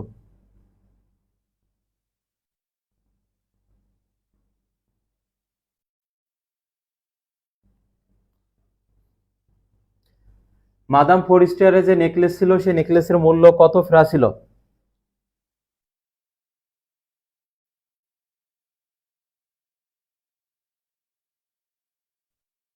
সঠিক উত্তর এটা মিলিয়ে নাও। এটা হচ্ছে দেখো 500 ফ্রা। 500 ফ্রা ছিল। পরের প্রশ্নটি, ফরাসি ভাষায় নেকলেস গল্পের শুদ্ধ বানান কোনটি? এটা ইংরেজিতেও থাকতে পারে, লা প্যারোরি থাকতে পারে, আর এটা বাংলায় লেখা আছে এখানে, বাংলিশে লা প্যারোরি পিউরেও। অর্থাৎ দেখো, ইংরেজিটা কিন্তু বেশি গুরুত্বপূর্ণ, এটা পরীক্ষা আসতে পারে।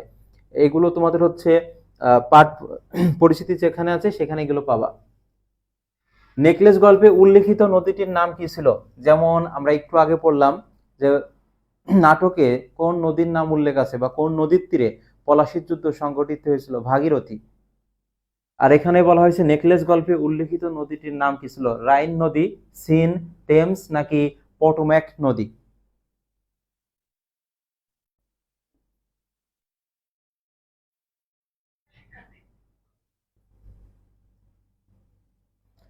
দেখো, এটা মিলিয়ে নাও। সঠিক উত্তর হচ্ছে এখানে দেখো, এই যে সিন নদী।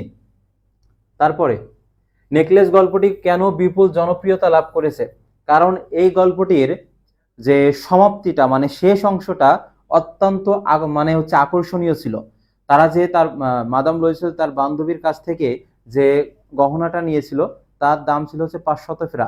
পরবর্তীতে সেটা হারিয়ে যাওয়ার পর তাদের 10টা বছর পরিশ্রম করতে হয়েছে এবং সেই টাকা তাদেরকে শোধ করতে হয়েছে। কিন্তু পরবর্তীতে যখন জানতে পারলো যে ওই গহনাটা ছিল নকল গহনা, আর তার বান্ধবীর কাছ থেকে নকল গহনা নিয়ে হারিয়ে ফেলে পরবর্তীতে আসল গহনা কিনে দিতে হয়েছিল মাদাম লয়সেলদেরকে। মানে দুই দম্পতি, স্বামী স্ত্রী, তাদেরকে অনেক পরিশ্রম করতে হয়েছে। অর্থাৎ এই আকর্ষণীয় মানে শেষটা অত্যন্ত কি ছিল? আকর্ষণীয় ছিল। অর্থাৎ সঠিক উত্তর এই যে আকর্ষণীয় সমাপ্তির জন্য। জীবন বৃক্ষ, এখান থেকে তোমাদের সৃজনশীল প্রশ্ন আসতে পারে, সমূহ সম্ভাবনা রয়েছে আসার। জীবন বৃক্ষ প্রবন্ধের বক্তব্য অনুযায়ী যারা প্রেম ও সৌন্দর্যের স্পর্শ লাভ করেনি তাদের একমাত্র দেবতাকে? নিষ্ঠুরতা, স্থূল বুদ্ধি, অহংকার ও বিকৃতি।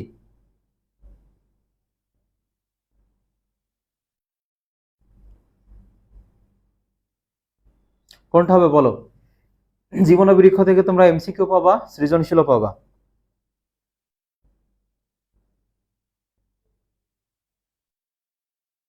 মিলিয়ে নাও। এখানে সঠিক উত্তর হচ্ছে যারা হচ্ছে প্রেম ও সৌন্দর্যের স্পর্শ লাভ করতে পারেনি তাদের একমাত্র দেবতা হচ্ছে অহংকার।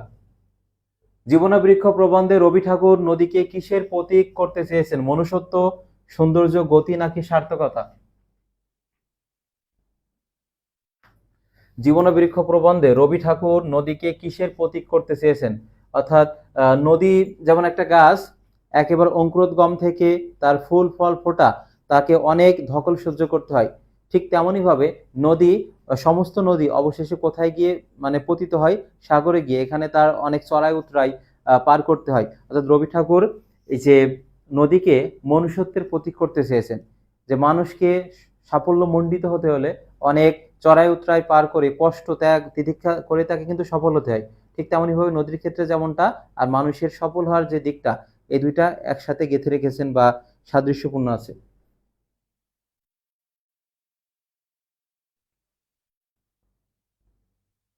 তারপরে দেখো, এটা হচ্ছে তোমাদের এই উদ্দীপকটা দিয়ে তোমাকে সৃজনশীল প্রশ্ন মানে থাকতে পারে আর কি। দেখো, বলছে নদী কবু পান নাহি করে নিজ জল, অর্থাৎ নদী কখনো তার নিজের জল পান করে না। তরুগণ নাহি খায় নিজ নিজ ফল, গাছপালা তার নিজের ফল খায় না। গাভী কভু নাহি করে নিজ দুগ্ধ পান, গরু কখনো তার নিজের দুধ পান করে না। কাষ্ঠ দগ্ধ হয়ে করে পরের অন্নদান, কাঠ পুড়ে অন্যের অন্নদান করে। আর সাধুর ঐশ্বর্য শুধু পরহিত তরে।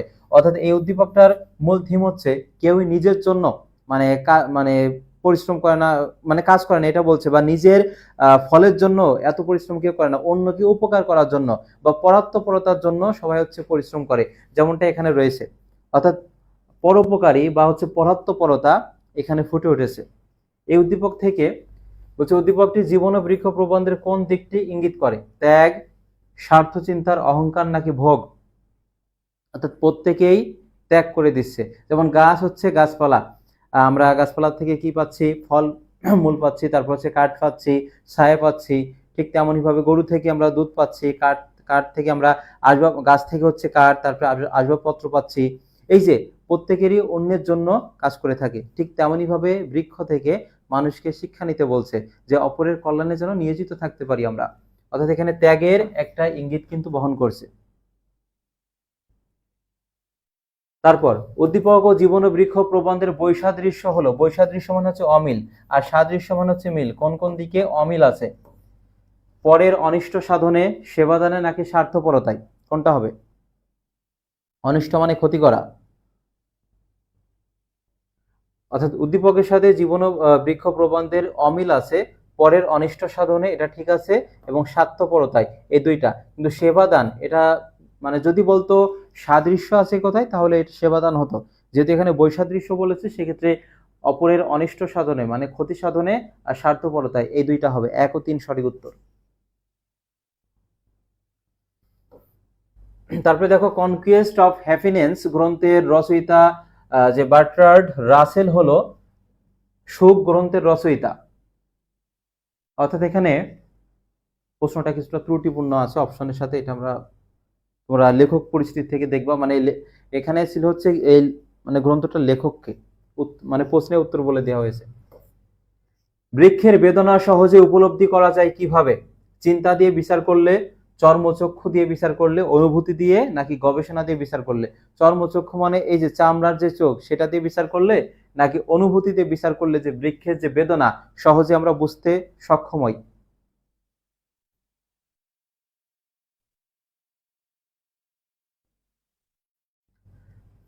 দেখো এখানে বৃক্ষের বেদনা সহজে উপলব্ধি করা যায় কিভাবে, সেটি হচ্ছে অনুভূতি দিয়ে বিচার করলে। কি করলে? অনুভূতি দিয়ে বিচার করলে বৃক্ষের যে বেদনা রয়েছে, কষ্ট রয়েছে, সেটা খুব সহজে বোঝা যায়, বোধগম্য হয়। রেইনকোট, এখানে প্রথমেই তোমাকে মনে রাখতে হবে কি ফুটে উঠেছে বা কোন কাহিনী কেন্দ্র করে এটা রচিত হয়েছে। এটা হচ্ছে মুক্তিযুদ্ধের চেতনা, মুক্তিযুদ্ধের চেতনা এবং মুক্তিযুদ্ধের শেষ পর্যায়ে কিন্তু এটা লেখা। মনে রাখবা, শেষ পর্যায়কে নিয়ে কিন্তু এটা লিখিত হয়েছে। এই রেইনকোট গল্পটি নুরুল হুদার জবানিতে লেখা হয়, এবং এইখান থেকে প্রশ্ন আসতে পারে যে রেইনকোট গল্পটি কিসের প্রতীক এবং এটা কোন গ্রন্থ থেকে প্রকাশিত হয়। মনে রাখবা, এটা জাল স্বপ্ন, স্বপ্নের জাল, এবং 1995 সালে এটা প্রকাশিত হয়। প্রশ্নটি বলেছে কার জবানিতে রেইনকোট গল্পের অধিকাংশ ঘটনা বিবৃত হয়েছে, বর্ণনা হয়েছে? সেটি হচ্ছে দেখো নুরুল হুদা। সঠিক উত্তর কি হবে? নুরুল হুদা ভীতু প্রকৃতির মানুষ ছিল। এই গল্পে রেইনকোট কিসের তাৎপর্য বহন করে? মুক্তিযুদ্ধের ইতিহাস, চেতনা, শোক গাথা, নাকি মুক্তিযুদ্ধের ভয়াবহতা? ভয়াবহতা তো অবশ্যই আছে, ইতিহাসও আছে, কিন্তু তার থেকে আরো অ্যাপ্রোপ্রিয়েট উত্তর এখানে মানে অপশন আছে আর কি। সেটা কোনটা? দেখো রেইনকোট গল্পে রেইনকোট কিসের তাৎপর্য বহন করে, বা এর পরের যে প্রশ্নটা আসবে সেটা আরো বেশি গুরুত্বপূর্ণ। এখানে সঠিক উত্তর মিলিয়ে নাও, খ নম্বর, মুক্তিযুদ্ধের চেতনা এবং মুক্তিযুদ্ধের শেষ পর্যায়কে নিয়ে কিন্তু রচিত হয়েছে। এই যে দেখো এই প্রশ্নটি 100%। রেইনকোট গল্পে রেইনকোট কিসের প্রতীক? দেশপ্রেম, স্বাধীনতা, প্রতিরোধ, নাকি সংগ্রাম? এবং এর পাশাপাশি মনে রাখবা, অপশনে সঠিক উত্তর হিসেবে থাকতে পারে উষ্ণতা, উষ্ণতা থাকতে পারে, তারপর থাকতে পারে সাহস, আরেকটা এখানে তো আছেই। এই তিনটা অনেক সময় অপশনে থাকে, বা এই তিনটা যে কোনো একটা থাকবে। সেটা কি কি? রেইনকোট গল্পে রেইনকোট হচ্ছে উষ্ণতার প্রতীক, সাহসের প্রতীক, একই সাথে সেটি কি হবে? দেশপ্রেমের প্রতীক। উচ্চারণটা হবে দেশপ্রেম।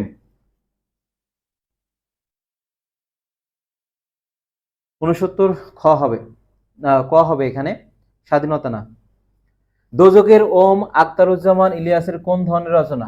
দোজকের ওম, তারপর আছে এখানে গল্পগ্রন্থ, নাটক, উপন্যাস নাকি প্রবন্ধ? এটাও গুরুত্বপূর্ণ। চিলেকোঠার সেপাই আসতে পারে। চিলেকোঠার সেপাই এটা হচ্ছে কার সাহিত্যকর্ম বা কোন ধরনের সাহিত্যকর্ম, এমন প্রশ্ন আসতে পারে।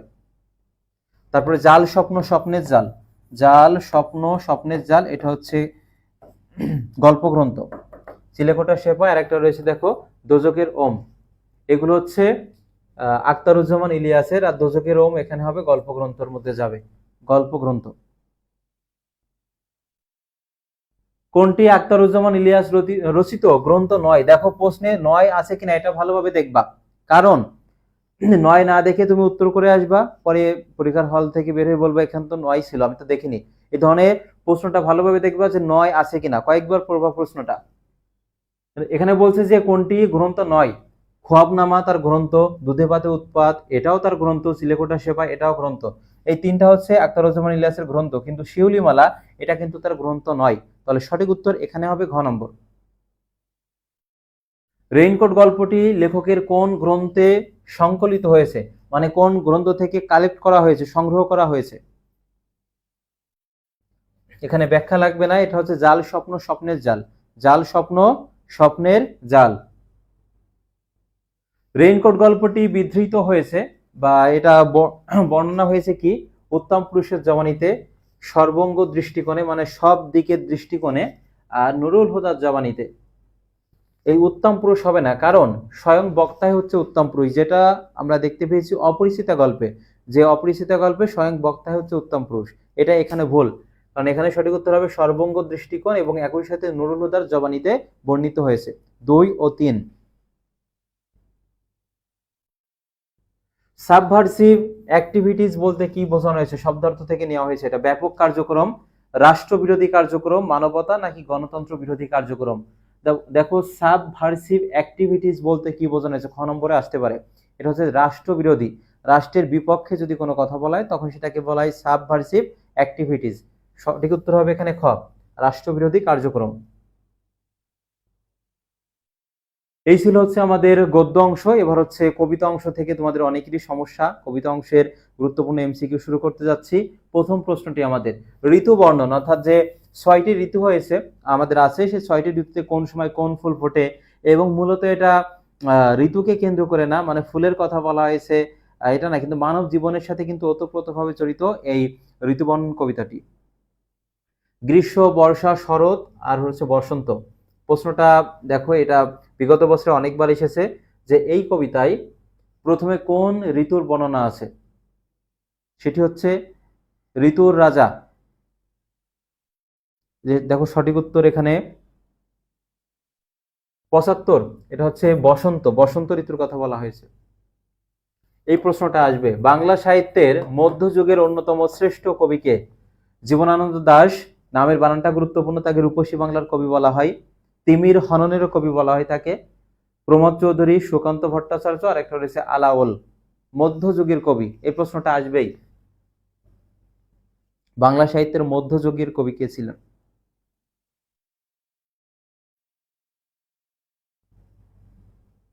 উত্তরটা মিলিয়ে নাও।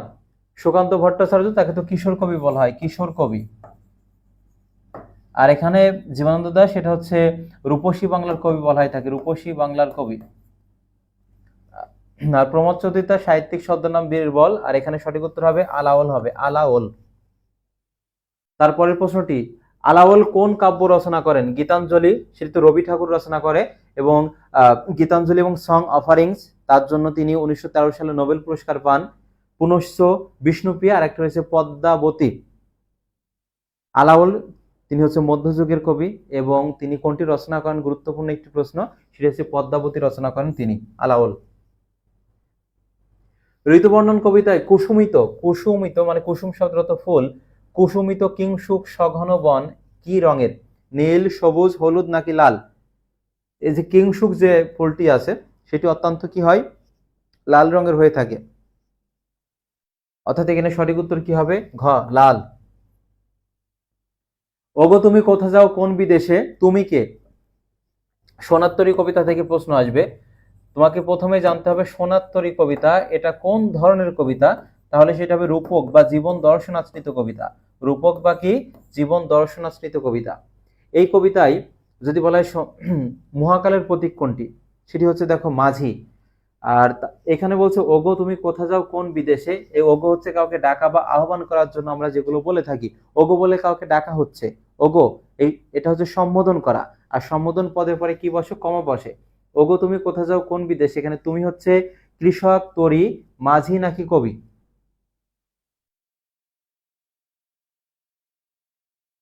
অর্থাৎ এই তুমি দ্বারা মাঝিকে ইন্ডিকেট করা হচ্ছে, মাঝি। রবি ঠাকুর কত খ্রিস্টাব্দে সাহিত্যে নোবেল পুরস্কার পান এবং কিসের জন্য তিনি নোবেল পুরস্কারটা পান? গীতাঞ্জলি এবং এর সাথে আরো কিছু কাব্যের জন্য। এটা মনে রাখবা, শুধুমাত্র গীতাঞ্জলি অপশনে থাকবে এবং গীতাঞ্জলির সাথে থাকবে আরো অন্যান্য কাব্য। এটাই উত্তর হবে সঠিক। শুধু গীতাঞ্জলি হবে না, ওর সাথে আরো অনেক কাব্য কবিতা ছিল আর কি। অর্থাৎ তিনি 1913 সালে সাহিত্যে নোবেল পুরস্কার পান। 1913 সালে সাহিত্যে নোবেল পুরস্কার পান। ধান কাটা হলো সারা, এই সোনার কবিতা একটা লাইন আছে, ধান কাটা হলো সারা মানে ধান কাটাটা শেষ হয়েছে। এই চরণটির মাধ্যমে কোন ভাব প্রকাশ পেয়েছে? অর্থাৎ ফসলের কাজ সম্পূর্ণ হওয়া, কর্মের পরিণতি, চাষের প্রারম্ভিক সময়, প্রারম্ভিক মানে সূচনা বা শুরুর সময়, ফসল তোলার তারা।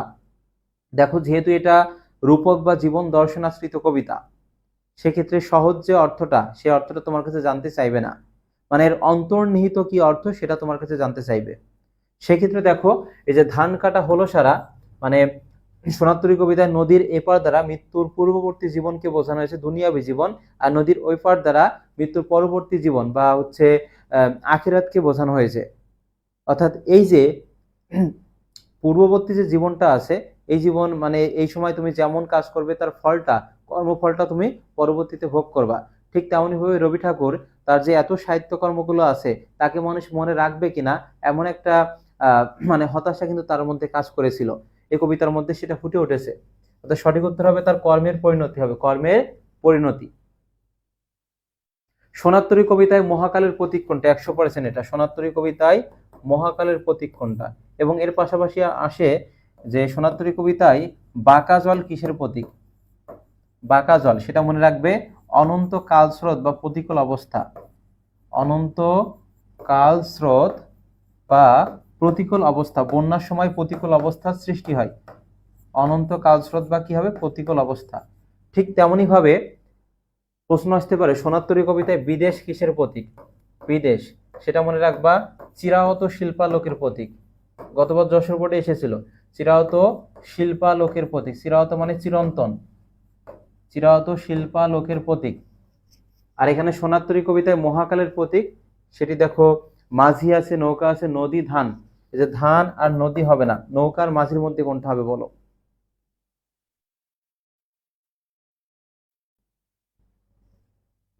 নৌকা এখানে আসবে না, মহাকালের প্রতীক, সেটা কি হবে? মাঝি। সোনার কবিতাটি কোন ছন্দে রচিত? এটা 1000% দিলেও কম হয়ে যাবে, এতটাই গুরুত্বপূর্ণ এই প্রশ্নটা। সোনার কবিতা 18 বছর বয়স কবিতা এবং বিভীষণের প্রতি মেঘনাদ কবিতা কোন ছন্দে রচিত? এই তিনটা থেকে একটা কমন পাবা।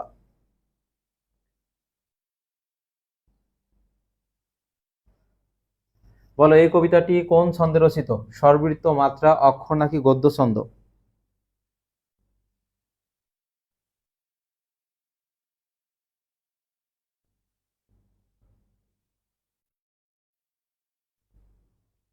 উত্তরটা মিলিয়ে নাও, এটা দেখো মাত্রাবৃত্ত ছন্দ হবে, মাত্রাবৃত্ত ছন্দ। পরের প্রশ্নটি সোনার কবিতায় অধিকাংশ পংক্তি, পংক্তি শব্দ তো লাইন, কত মাত্রার পূর্ণ পর্বে বিন্যস্ত? সোনার কবিতা এটা যে অধিকাংশ যে লাইনগুলো আছে সেটি হচ্ছে, এটা আরো বেশি গুরুত্বপূর্ণ, 8+5 মাত্রা। একটা হচ্ছে পূর্ণ আর একটা হচ্ছে অপূর্ণ পর্ব মাত্রা, পূর্ণ আর একটা হচ্ছে অপূর্ণ পর্ব। এই কবিতায় গঠনগত বৈশিষ্ট্যের মিল রয়েছে কোনটির সঙ্গে? মানে এই কবিতাটা কোন ধরনের কবিতা? এটা সংকেত ধর্মী, রূপক নাকি বাস্তব নাকি গীতি কবিতা? দুইটা কবিতা তোমাদের গুরুত্বপূর্ণ এখানে। একটা হচ্ছে সোনার কবিতা, সেটা হচ্ছে রূপক বা জীবন দর্শনাশ্রিত কবিতা। আরেকটা কবিতা আছে তাহারেই পরে মনে কবিতা, তাহারেই পরে মনে। এটি হচ্ছে নাটকীয় সংলাপ ধর্মী কবিতা। এই দুইটা থেকে একটা কমন পাবা, নাটকীয় সংলাপ ধর্মী কবিতা, নাটকীয় সংলাপ ধর্মী কবিতা, এই দুইটা থেকে একটা পাবা কমন। এবার দেখো বিভীষণের প্রতি মেঘনাদ অত্যন্ত কঠিন একটা এবং গুরুত্বপূর্ণ কবিতা। বিভীষণের প্রতি মেঘনাদ এই কবিতা থেকে প্রশ্নটা, হাই তাতো, তাতো অর্থ হচ্ছে চাচা বা পিতৃব্য বা পিতার সমতুল্য, বলছে হাই চাচা উচিত কি তব এ কাজ, বলতে কি বোঝানো হয়েছে? তো মেঘনাদ তার চাচাকে বলেছিল, এই উক্তিটা কেন বলেছিল? কারণ সে মেঘনাদ যখন নিকুম্বিলা যজ্ঞাগারে পূজারত অবস্থায় ছিল, তখন তার চাচার সহায়তায় লক্ষণ ওই তার সামনে, মানে তার পূজারত অবস্থা যে কক্ষটা ছিল, দরজার সামনে হাজির হয়েছিল। শত শত প্রহরীর চোখ ফাঁকি দিয়ে তার চাচার সহায়তায় সে লক্ষণটা প্রবেশ করেছিল। অর্থাৎ মেঘনাদ তার চাচাকে বলছে, হাই তাতো, হাই পিতার সমতুল্য, উচিত কি তবে এ কাজ? অর্থাৎ কোন কাজের কথা বলছে? কুম্ভকর্ণের সহায়তা? না, এটা হবে না। রামচন্দ্রের আজ্ঞা? এটাও হবে না। বিভীষণের সহায়তা, আর একটা হচ্ছে লক্ষণের প্রবেশ। কোনটা বলো? ৮৬ নং সঠিক উত্তর কি হবে? ভুল যাক, সমস্যা না, উত্তর করো।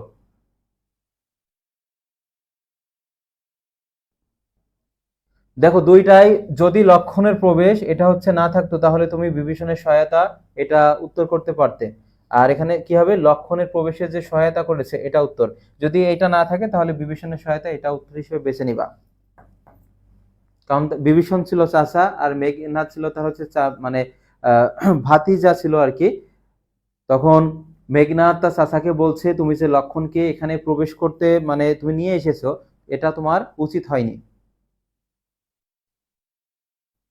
ক হবে না, এটা হচ্ছে লক্ষণের প্রবেশ বা হচ্ছে অপশনে যদি ওইটা থাকে। এর পরের লাইনটা দেখো, আরেকটা প্রশ্ন, স্থাপিলা মানে স্থাপন করলো, বিধুরে বিধি স্থানুর ললাটে। অর্থাৎ যখন লক্ষণকে প্রবেশে সহায়তা করেছিল বিভীষণ তার চাচা, মেঘনাদ তার চাচাকে বিভিন্ন ভাবে বোঝাতে চেষ্টা করেছে যে আমাদের বংশমর্যাদাটা অনেক উচ্চে, তুমি কেন ওই ছোট লোক লক্ষণের মানে লক্ষণকে সাহায্য করছো বা ওর সাথে হাত মিলিয়েছো। তখন বলছিল, স্থাপিলা বিধুরে বিধি স্থানু ললাটে, বিধাতা চাঁদকে ওই নিশ্চল বা উঁচু আকাশে স্থাপন করেছে, সেই চাঁদ কি কখনো ধুলাই পরে গড়াগড়ি খায়? অর্থাৎ এই চাঁদ দ্বারা মেঘনাদের যে বংশমর্যাদা সেটাকে বোঝাইছে, আর ধুলাই পরে গড়াগড়ি খাওয়া এটাকে হচ্ছে লক্ষণের যে বৈশিষ্ট্য বা লক্ষণের অবস্থানকে নির্দেশ করছে।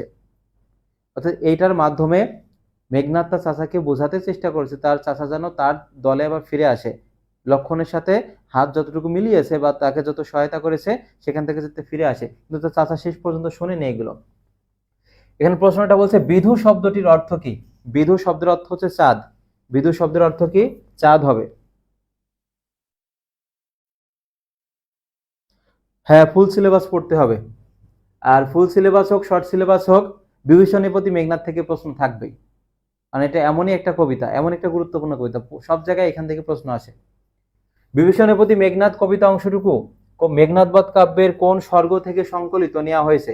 সেটা হচ্ছে ষষ্ঠ স্বর্গ থেকে নেওয়া হয়েছে, ষষ্ঠ স্বর্গ থেকে নেওয়া হয়েছে। এই কবিতাটি কোন ছন্দে রচিত? যেমন সোনাত্তরী সেটা মাত্রাবৃত্ত, তারপর হচ্ছে ফেব্রুয়ারি 1969 কবিতা, সেটা গদ্য ছন্দে অমিল প্রভমান মাত্রাবৃত্তের ছন্দে রচিত গদ্য ছন্দে। আর এই বিভীষণের প্রতি মেঘনাদ এই কবিতাটি হচ্ছে অমিত্যাক্ষর ছন্দে প্রবর্ত। অমিত্যাক্ষর, এটা মনে রাখবা। লঙ্কার কলঙ্ক আজি ভঞ্জিব আহবে, বিভীষণের প্রতি মেঘনাদ কবিতায় লাইন আছে একটা যে লঙ্কার কলঙ্ক, এই যে লঙ্কায় লক্ষণ প্রবেশ করেছে, এই যে কলঙ্কটা আমি আজ যুদ্ধের মাধ্যমে, এখানে ভঞ্জিব মানে দূর করবো আর আহব অর্থ হচ্ছে যুদ্ধ। তখন মেঘনাদ বলছিল যে আমি লঙ্কার এই কলঙ্কটা যুদ্ধের মাধ্যমে বিনষ্ট করব বা হচ্ছে শেষ করে দিব বা দূর করব। এই ভঞ্জিব আহবে অর্থ দ্বারা কি? যুদ্ধ দ্বারা বিনষ্ট করা, যুদ্ধ দ্বারা কি করা? বিনষ্ট করা।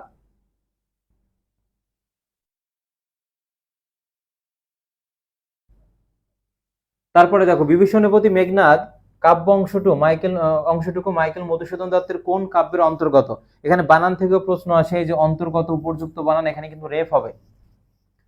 অর্থাৎ মেঘনাদবধ কাব্য থেকে কিন্তু এটা নেওয়া হয়েছে, মেঘনাদবধ কাব্য থেকে এই অংশটুকু নেওয়া হয়েছে। বিভীষণের প্রতি মেঘনাদ কবিতার পাঠ পরিচিতি অংশের মধ্যে দেখবা মাঝের দিকে এই লাইনটা আছে যে মানব কেন্দ্রিকতা কিসের সার কথা। সার কথা মানে হচ্ছে মূল কথা, একেবারে জিস্ট তথ্য। অর্থাৎ মানব কেন্দ্রিকতা, মানবকে কেন্দ্র করে এই যে এটা কিসের সার কথা, সেটা হচ্ছে মধ্যযুগ, প্রাচীন, রামায়ণ নাকি নবজাগরণ?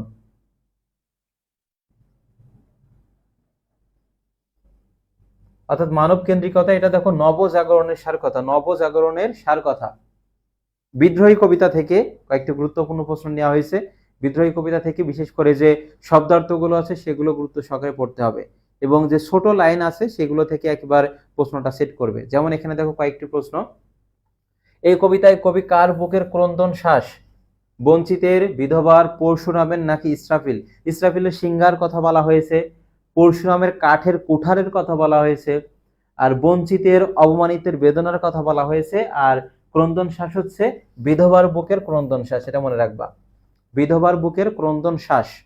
ক্রন্দন মানে হচ্ছে কান্না করা। এটা 100% আসবেই। এক হাতে বাঁকাবাঁশের বাঁশরি, আর হাতে রণতুর্য, এখানে কবি কাজী নজরুল ইসলামের কোন সত্তাটি প্রকাশ পেয়েছে? দেখো এখানে দুইটা, একটা হচ্ছে বাঁকাবাঁশের বাঁশরি আর একটা আছে রণতুর্য। মনে রাখবা এই বাঁকাবাঁশের বাঁশরি দ্বারা কবির যে প্রেম সেটাকে ইন্ডিকেট করা হয়েছে, প্রেম। আর যে রণতুর্য এটা দ্বারা বুঝিয়েছে কি, তার দ্রোহ, তার দ্রোহ, বা এখানে থাকতে পারে তার বিনাশী সত্তা, বা থাকতে পারে তার বিদ্রোহী সত্তা। তিনটার যে কোনো একটা অপশনে থাকবে।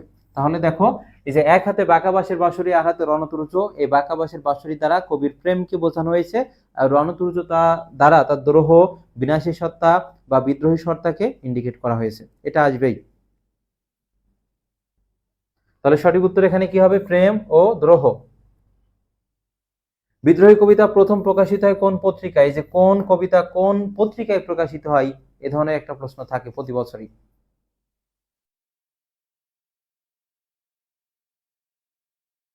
বিজলি, লাঙল, নবযুগ নাকি ধূমকেতু? বিদ্রোহী কবিতায় প্রথম, এটা কবিতাটা প্রথম প্রকাশিত হয়, এটা দেখো বিজলি পত্রিকা হবে, বিজলি পত্রিকা। বিদ্রোহী কবিতায় ব্যবহৃত ঐতিহাসিক চরিত্র কোনটি?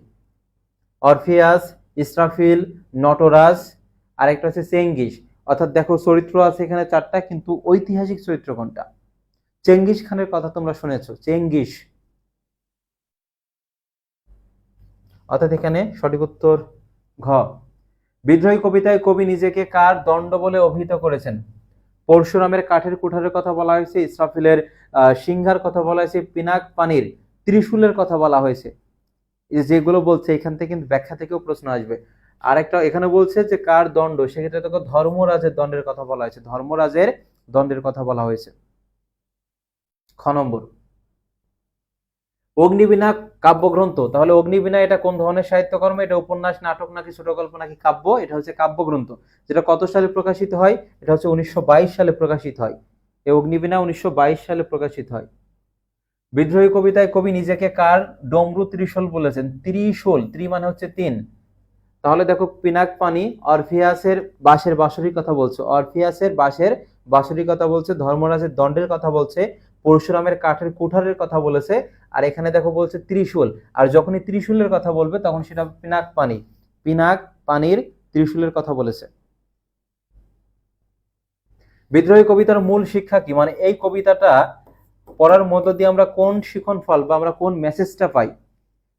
অর্থাৎ এখানে বলেছে দেখো অন্যায়ের সঙ্গে আপোষ করা কখনোই হবে না, কারণ কাজী নজরুল ইসলাম সবসময় সাম্যবাদী চেতনায় তিনি কবিতাগুলো লিখেছেন, ভেদাভেদ একেবারেই চাননি, এবং অন্যায়ের বিরুদ্ধে তিনি সোচ্চার ভূমিকায় অবতীর্ণ হয়েছেন সবসময়। অর্থাৎ সেক্ষেত্রে সঠিক উত্তর হবে অন্যায়ের বিধানে সর্বদা সোচ্চার হওয়া। যেখানে অন্যায় দেখবে সেখানে তিনি প্রতিবাদ মুখর ভূমিকা অবতীর্ণ হবে। সুচেতনা কবিতা থেকে দেখো সুচেতনা, যে ভালো যে চেতনাগুলো আছে, এটা ফুল সিলেবাসের মধ্যে থেকে, এবং এখান থেকেও প্রশ্ন আসবে। কবি জীবনানন্দ দাশের বিশ্বাস মতে সুচেতনা কি? সুচেতনা যে কবিতাটা আছে জীবনানন্দ দাশের, এবং এই সুচেতনাটা হচ্ছে কি দূরতর দ্বীপ। অর্থাৎ দেখো বিভিন্ন দেশের সাথে, এক দেশের সাথে অন্য দেশে যে যুদ্ধ বিগ্রহ সংঘটিত হচ্ছে, মানুষে মানুষে যে হানাহানি কাটাকাটি হচ্ছে, এগুলো একদিন শেষ হবে, কিন্তু সেই ভালো যে একটা পরিবেশ, ভালো যে একটা চেতনা, সেটা অনেক দূরে রয়েছে, সেটা এক সময় আবার ফিরে আসবে, সবাই শান্তিতে বসবাস করবে। এটা কিন্তু এই কবিতায় বলা হয়েছে। তাহলে যে সুচেতনা নামে যে একটা দ্বীপ আছে, সেটা হচ্ছে কি, তার অবস্থান কোথায়? দূরতর, অনেক দূরে। আধুনিক বাংলা কবিতার অন্যতম শ্রেষ্ঠকে, আমরা এই মধ্যযুগের কবি পড়লাম, সেটা আলাওল হবে।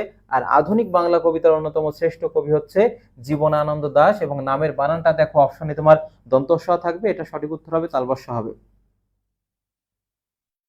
মাল্যবান উপন্যাসটি কার লেখা? মাল্যবান, সুতীর্থ, এগুলো হচ্ছে জীবনানন্দ দাশের লেখা।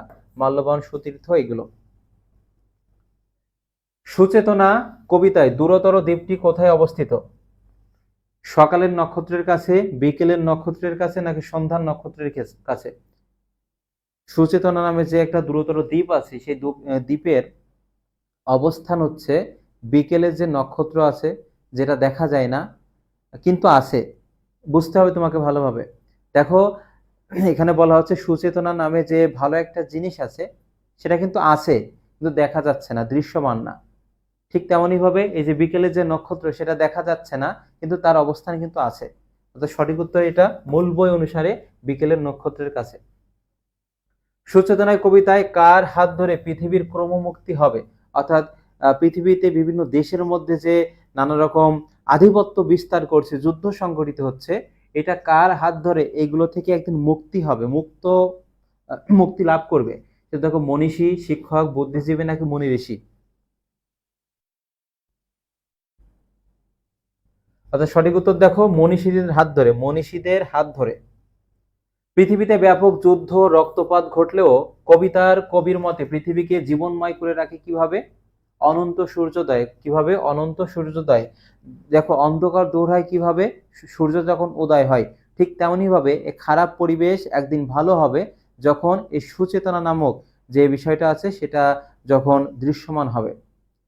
তখন এই যে হানাহানি, এক দেশের সাথে অন্য দেশের যুদ্ধ বিগ্রহ, তারপরে আধিপত্য বিস্তার, এগুলো দূর হয়ে যাবে। এবার প্রতিদান কবিতাটা দেখো, লিখেছেন জসিমউদ্দিন এবং দানের বদলে দান।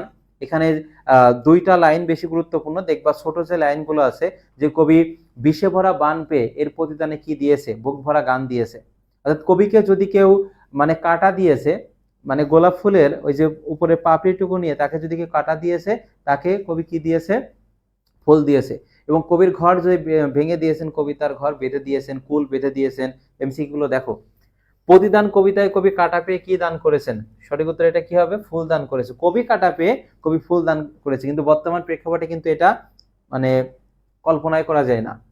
জসিমউদ্দিনকে কোন বিশ্ববিদ্যালয় ডিলিট ডিগ্রি প্রদান করে?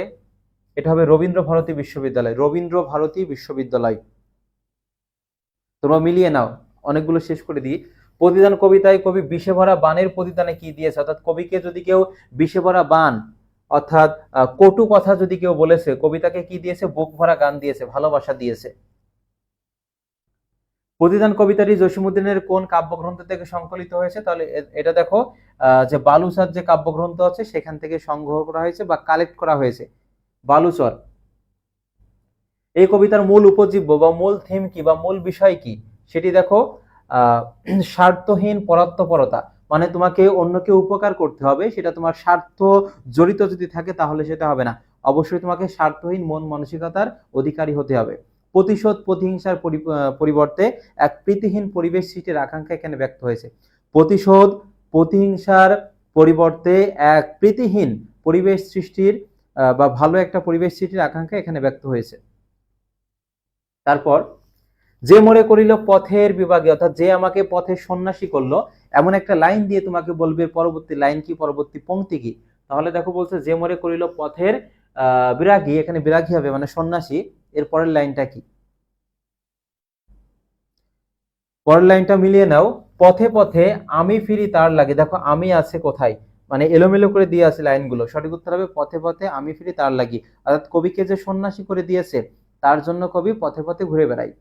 কতটা উদার মনের মানসিকতা দেখো। এর পরের প্রশ্নটি, প্রতিদান কবিতায় কবি কি কি বেঁধে দিতে চেয়েছেন? কুল ও নৌকা, ঘর ও বাড়ি, ঘর ও কুল। অর্থাৎ কবির ঘর যে ভেঙে দিয়েছে, কবিতার ঘর বেঁধে দিতে চেয়েছেন, এবং কুল যে ভেঙে দিয়েছে তার কুলও বেঁধে দিতে চেয়েছেন। এটা হচ্ছে সঠিক উত্তর গ, ঘর ও কুল। উত্তরী শব্দের অর্থ কি? এটা হচ্ছে তাহারই পরে মনে কবিতা থেকে নেওয়া হয়েছে উত্তরী শব্দের অর্থ, এবং এর পাশাপাশি আসে দেখো কুহেলি শব্দের অর্থ কি। তারপরে আসে যে অর্ঘ্য বিরোচন শব্দের অর্থ কি। অর্ঘ্য বিরোচন শব্দের অর্থ কি?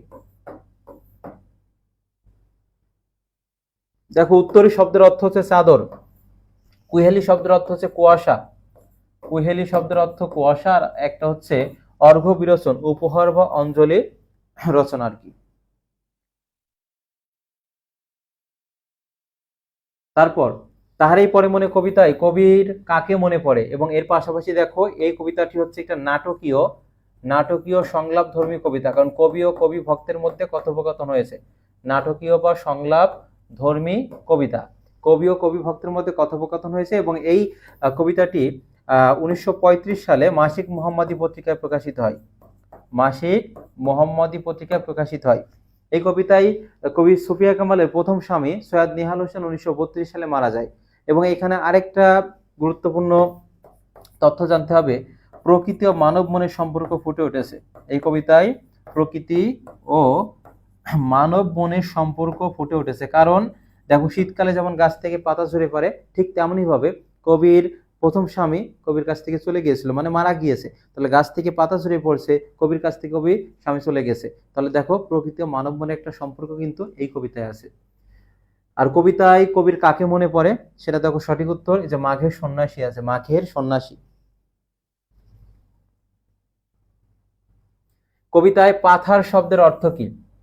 পাথার শব্দের অর্থ দেখো এখানে কি হবে, কুয়াশা। পাথার শব্দের অর্থ কুয়াশা। কত সালে প্রকাশিত হয়? এটা হচ্ছে 1935 সালে, এটা মাসিক মোহাম্মদী পত্রিকায় প্রথম প্রকাশিত হয়। গঠন রীতির দিক থেকে এটা কোন ধরনের কবিতা? গঠন রীতির দিক থেকে এটি হচ্ছে নাটকীয় বা সংলাপ ধর্মী কবিতা, নাটকীয় বা সংলাপ ধর্মী কবিতা। নিচের কোনটি সুফিয়া কামালের গ্রন্থ নয়? দেখো নয় বলেছে, তার গ্রন্থ হচ্ছে সাজের মায়া, তারপর হচ্ছে মায়া কাজল, কেয়ার কাটা, উদাত্ত পৃথিবী, এইগুলো তার হচ্ছে গল্প গ্রন্থ। উদাত্ত কি? পৃথিবী। তাহলে দেখো সাজের মায়া, মায়া কাজল, কেয়ার কাটা, উদাত্ত পৃথিবী, কিন্তু মায়ার খেলা এটা কিন্তু তার গ্রন্থ নয়। আর তোমাকে প্রশ্নে বলেছে গ্রন্থ নয় কোনটি, তাহলে এখানে সঠিক উত্তর কি হবে? এই যে খ নম্বর। পদ্মা নামে যে একটা কবিতা আছে সেখানে বলছে দেখো, অর্থাৎ পদ্মার নদীর যে একটা বিধ্বংসী রূপ আছে, এবং বন্যার সময় যে নদীর পানির ধারণ ক্ষমতার পানি প্রবাহকে বলা হচ্ছে বন্যা বলা হয়। এর দুপাশে যে জনবসতিগুলো রয়েছে অনেক সমস্যার সম্মুখীন হয়। তারপর এখানে যে পলি জমে, সে পলিতে হচ্ছে অনেক ভালো ফসল উৎপাদন হয়, অর্থাৎ একদিকে ক্ষতি করছে, একদিকে হচ্ছে মানে ভালো ফসল উৎপাদন করতে পারছে এই পদ্মা নদীর দুপাশে যে জনবসতিগুলো আছে তারা। দেখো পদ্মাকে দেখে কেঁপে উঠেছে কারা? যে দুরান্ত হারমাদ আছে, দুরান্ত হারমাদ আছে, যে জলদস্যুগুলো আছে, তারা কিন্তু পদ্মার যে ভয়াবহতা আছে এগুলো থেকে কিন্তু কেঁপে উঠেছে। পদ্মা কবিতায় জীবনের পথে পথে কি কুড়ানোর কথা বলা হয়েছে? অর্থাৎ অভিজ্ঞতা, অর্থাৎ পদ্মা বুকে মানে বা আশেপাশে থেকে যে বিভিন্ন প্রতিকূল অবস্থার সম্মুখীন হতে হয়, অর্থাৎ জীবনের অভিজ্ঞতা কিন্তু এখানে কোরানো কথা বলা হয়েছে। পদ্মা কবিতায় ঢের সমুদ্রের স্বাদ বলতে কি বুঝিয়েছে? ঢের সমুদ্রের স্বাদ বলতে প্রচুর অভিজ্ঞতা সঞ্চয়ের কথা বলছে, প্রচুর অভিজ্ঞতা সঞ্চয়ের কথা বলা হয়েছে। হারমাদ কারা শব্দার্থে আছে এটা? হারমাদ হচ্ছে পর্তুগিজ জলদস্যু, পর্তুগিজ জলদস্যুকে বলা হয় হারমাদ। পদ্মা কবিতায় মূলত কি প্রকাশ পেয়েছে? অর্থাৎ পদ্মার সাথে, অর্থাৎ পদ্মা নদীর সাথে জনজীবনের যে একাত্মতার স্বরূপ, এক হয়ে যাওয়ার যে বিষয়বস্তু সেটা ফুটে উঠেছে পদ্মা কবিতায়। তারপরে দেখো সুকান্ত ভট্টাচার্য মৃত্যুর পূর্ব পর্যন্ত কোন পত্রিকার সম্পাদক ছিল? 18 বছর বয়স কবিতা থেকে নেওয়া হয়েছে, সেটা হচ্ছে দৈনিক স্বাধীনতা, অনেক গুরুত্বপূর্ণ, 7 স্টার। দৈনিক স্বাধীনতা এই পত্রিকার সাথে ছিলেন। সুকান্ত ভট্টাচার্য তার কাব্যে একাত্মতা ঘোষণা করেছেন কিসের সাথে? বিপ্লব ও মুক্তির পক্ষে, বিপ্লব ও মুক্তির পক্ষে একাত্মতা ঘোষণা করেছেন। কবি সুকান্ত ভট্টাচার্য সম্পাদিত কাব্যগ্রন্থ কোনটি?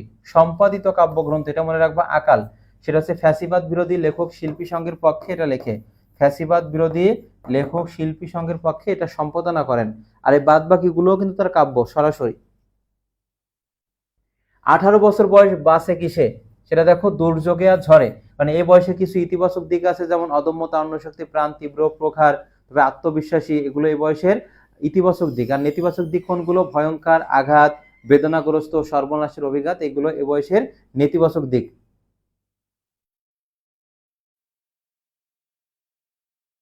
তারপরে দেখো, এ বয়স জানে রক্তদানের পুণ্য, এটা বলতে কি বুঝিয়েছে? এই যে দেখো, শুভ কল্যাণ ও সুন্দরের জন্য রক্তদান, শুভ কল্যাণ ও সুন্দরের জন্য কি রক্তদান। 18 বছর বয়স কোন ছন্দে রচিত? গুরুত্বপূর্ণ প্রশ্ন, বলো। যেমন সোনার তরী আর একটা হচ্ছে 18 বছর বয়স, এই দুইটা থেকে প্রশ্ন আসে বেশি।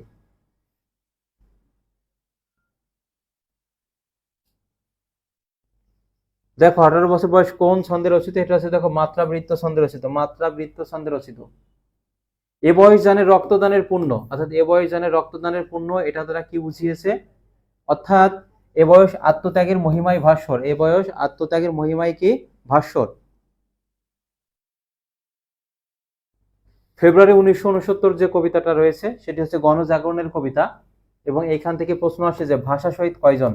ফেব্রুয়ারি 1969 কবিতায় ভাষা শহীদ দুইজনের কথা বলা হয়েছে, সালাম আর হচ্ছে বরকত। আর ভাষা শহীদ যদি না বলে সেক্ষেত্রে কয়জন? ভাষা শহীদ যদি না বলে সেক্ষেত্রে হচ্ছে তিনজনের কথা বলা হয়েছে, তিনজন। ফেব্রুয়ারি 1969 কবিতায় বর্ণমালাকে কিসের সঙ্গে তুলনা করা হয়েছে? রক্ত, ফুল নাকি নক্ষত্র? সঠিক উত্তর কি হবে? নক্ষত্রের সঙ্গে। এই কবিতায় 21-এর কৃষ্ণচূড়া আমাদের কিসের রং? সেটা হচ্ছে আমাদের চেতনার রং, 21-এর কৃষ্ণচূড়া আমাদের চেতনার রং। এই কবিতায় চতুর্দিকে মানবিক বাগান এবং কমলবন কি হচ্ছে? একেবারে তছনছ হয়ে যাচ্ছে। তাহলে সঠিক উত্তর কি হবে? ফেব্রুয়ারি 1969 কবিতা অনুসারে কমলবন হচ্ছে তছনছ হয়ে যাচ্ছে, কমলবন তছনছ হয়ে যাচ্ছে। সেই ফুল আমাদেরই প্রাণে, সেই ফুল বলতে কি বুঝিয়েছে? বাংলা ভাষাকে। কি সেই ফুল বলতে বোঝানো হয়েছে? বাংলা ভাষাকে। আরেকটা প্রশ্ন আসে যে হৃদয়ের হরিত উপত্যকা বলতে কি বুঝিয়েছে? হৃদয়ের হরিত উপত্যকা দ্বারা এখানে বুঝিয়েছে সবুজ যে পাহাড় পর্বতকে, বা এখান থেকে সঠিক উত্তর থাকতে পারে পূর্ব বাংলা। হৃদয়ের হরিত উপত্যকা এটা দ্বারা বোঝায় সবুজ পাহাড় পর্বত, এটা কিন্তু বলতে বোঝানো হয়েছে পূর্ব বাংলাকে, কারণ আমাদের দেশটা সুজলা সুফলা শস্য শ্যামলা, এই জন্য। শামসুর রহমানের কাব্যগ্রন্থ কোনটা? সেটা দেখো, এই যে উদ্ভট, উঠের পিঠে চলেছে স্বদেশ। শহরের পথে আবার কৃষ্ণচূড়া ফোটার মাধ্যমে লেখক কি বোঝাতে চেয়েছেন? অর্থাৎ যে সংগ্রামী চেতনা, সংগ্রামী চেতনা, অর্থাৎ আপোষ করবে না বাঙালি কারোর সাথে, সেটার সাথে এটা সম্পর্ক আছে, সংগ্রামী চেতনার সাথে। এই কবিতাটি কোন ধরনের কবিতা? রোমান্স ধর্মী? কখনোই না। ইতিহাস নির্ভর? না, হবে না। কাহিনী নির্ভর? না। এটা হচ্ছে গণজাগরণের কবিতা, কারণ 1969 সালে যে গণ অভ্যুত্থান সংগঠিত হয়েছিল, তো সেই ক্ষেত্রে এটা কি হবে? গণজাগরণের কবিতা। কবির পূর্বপুরুষের করতলে, যে আমি কিংবদন্তির কথা বলছি কবিতা আছে, সেখানে বলা হয়েছে কবির পূর্বপুরুষের করতলে মানে হাতের তালুতে কিসের সৌরভ ছিল? সেটা কি হবে? পলিমাটি সৌরভ ছিল। কি হবে? পলিমাটি সৌরভ ছিল। পূর্বপুরুষের পিঠে রক্ত যাওয়ার মতো ক্ষত ছিল, কারণ কবির যে পূর্বপুরুষ আছে তাদের পিঠে রক্ত যাওয়ার মতো ক্ষত ছিল, কারণ যারা শোষক শ্রেণী তারা সম্মুখ যুদ্ধে অংশগ্রহণ করেনি, তারা পিছন থেকে আক্রমণ করেছে।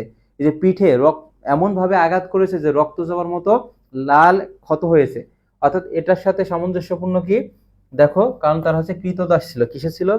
কারণ পূর্বপুরুষ কৃতদাস ছিলেন। আমি কিংবদন্তির কথা বলছি কবিতায় উজ্জ্বল জানালা কিসের প্রতীক? এটি হবে যে মুক্ত জীবন, মুক্ত জীবনের প্রতীক। উজ্জ্বল জানালা কিসের প্রতীক? মুক্ত জীবনের প্রতীক। কিংবদন্তি শব্দের অর্থ কি? ক নম্বরে এটা আসতে পারে। কিংবদন্তি শব্দের অর্থ এটা দেখো জনশ্রুতি। কি হবে? জনশ্রুতি। কিসের অনিবার্য অভ্যুত্থান কবিতা? অনেকবার এসেছে এই প্রশ্নটি, মূল বইয়ে যে ছোট লাইনগুলো আছে সেগুলো গুরুত্ব সহকারে পড়বা। সেটি হচ্ছে সশস্ত্র সুন্দরের অনিবার্য অভ্যুত্থান কবিতা। সশস্ত্র সুন্দরের অনিবার্য অভ্যুত্থানকে কি বলা হয়েছে? কবিতা বলা হয়েছে। আমি কিংবদন্তির কথা বলছি কবিতাটির রচয়িতা কে? আবু জাফর অবায়দুল্লাহ, আবু জাফর অবায়দুল্লাহ। চিত্রকল্প নির্মাণের পূর্ব শর্ত কোনটি? চিত্রকল্প যদি তুমি নির্মাণ করতে চাও তাহলে তোমাকে অবশ্যই অভিনবত্ব সৃষ্টি করতে হবে। কি হবে? অভিনবত্ব সৃষ্টি করতে হবে। আমাদের এই যে 145টা প্রশ্ন পড়া হয়েছে, এগুলো উত্তর তোমরা পেয়ে যাবে। আর মানে যারা শেয়ার করেছে তারা পেয়ে যাবে, আর ধারাবাহিকভাবে পেজে পোস্ট করা হবে বাকি যে সাজেশনগুলো, তোমরা অবশ্যই দেখবে। এটা বাংলা প্রথম পত্রের গেল, এবং বাংলা দ্বিতীয় পত্রের সাজেশনও তোমরা পেজে পেয়ে যাবা ধারাবাহিকভাবে। আজকে ক্লাসটি এ পর্যন্ত, দেখাবে পরবর্তী ক্লাসে। ভালো থাকো, সুস্থ থাকো।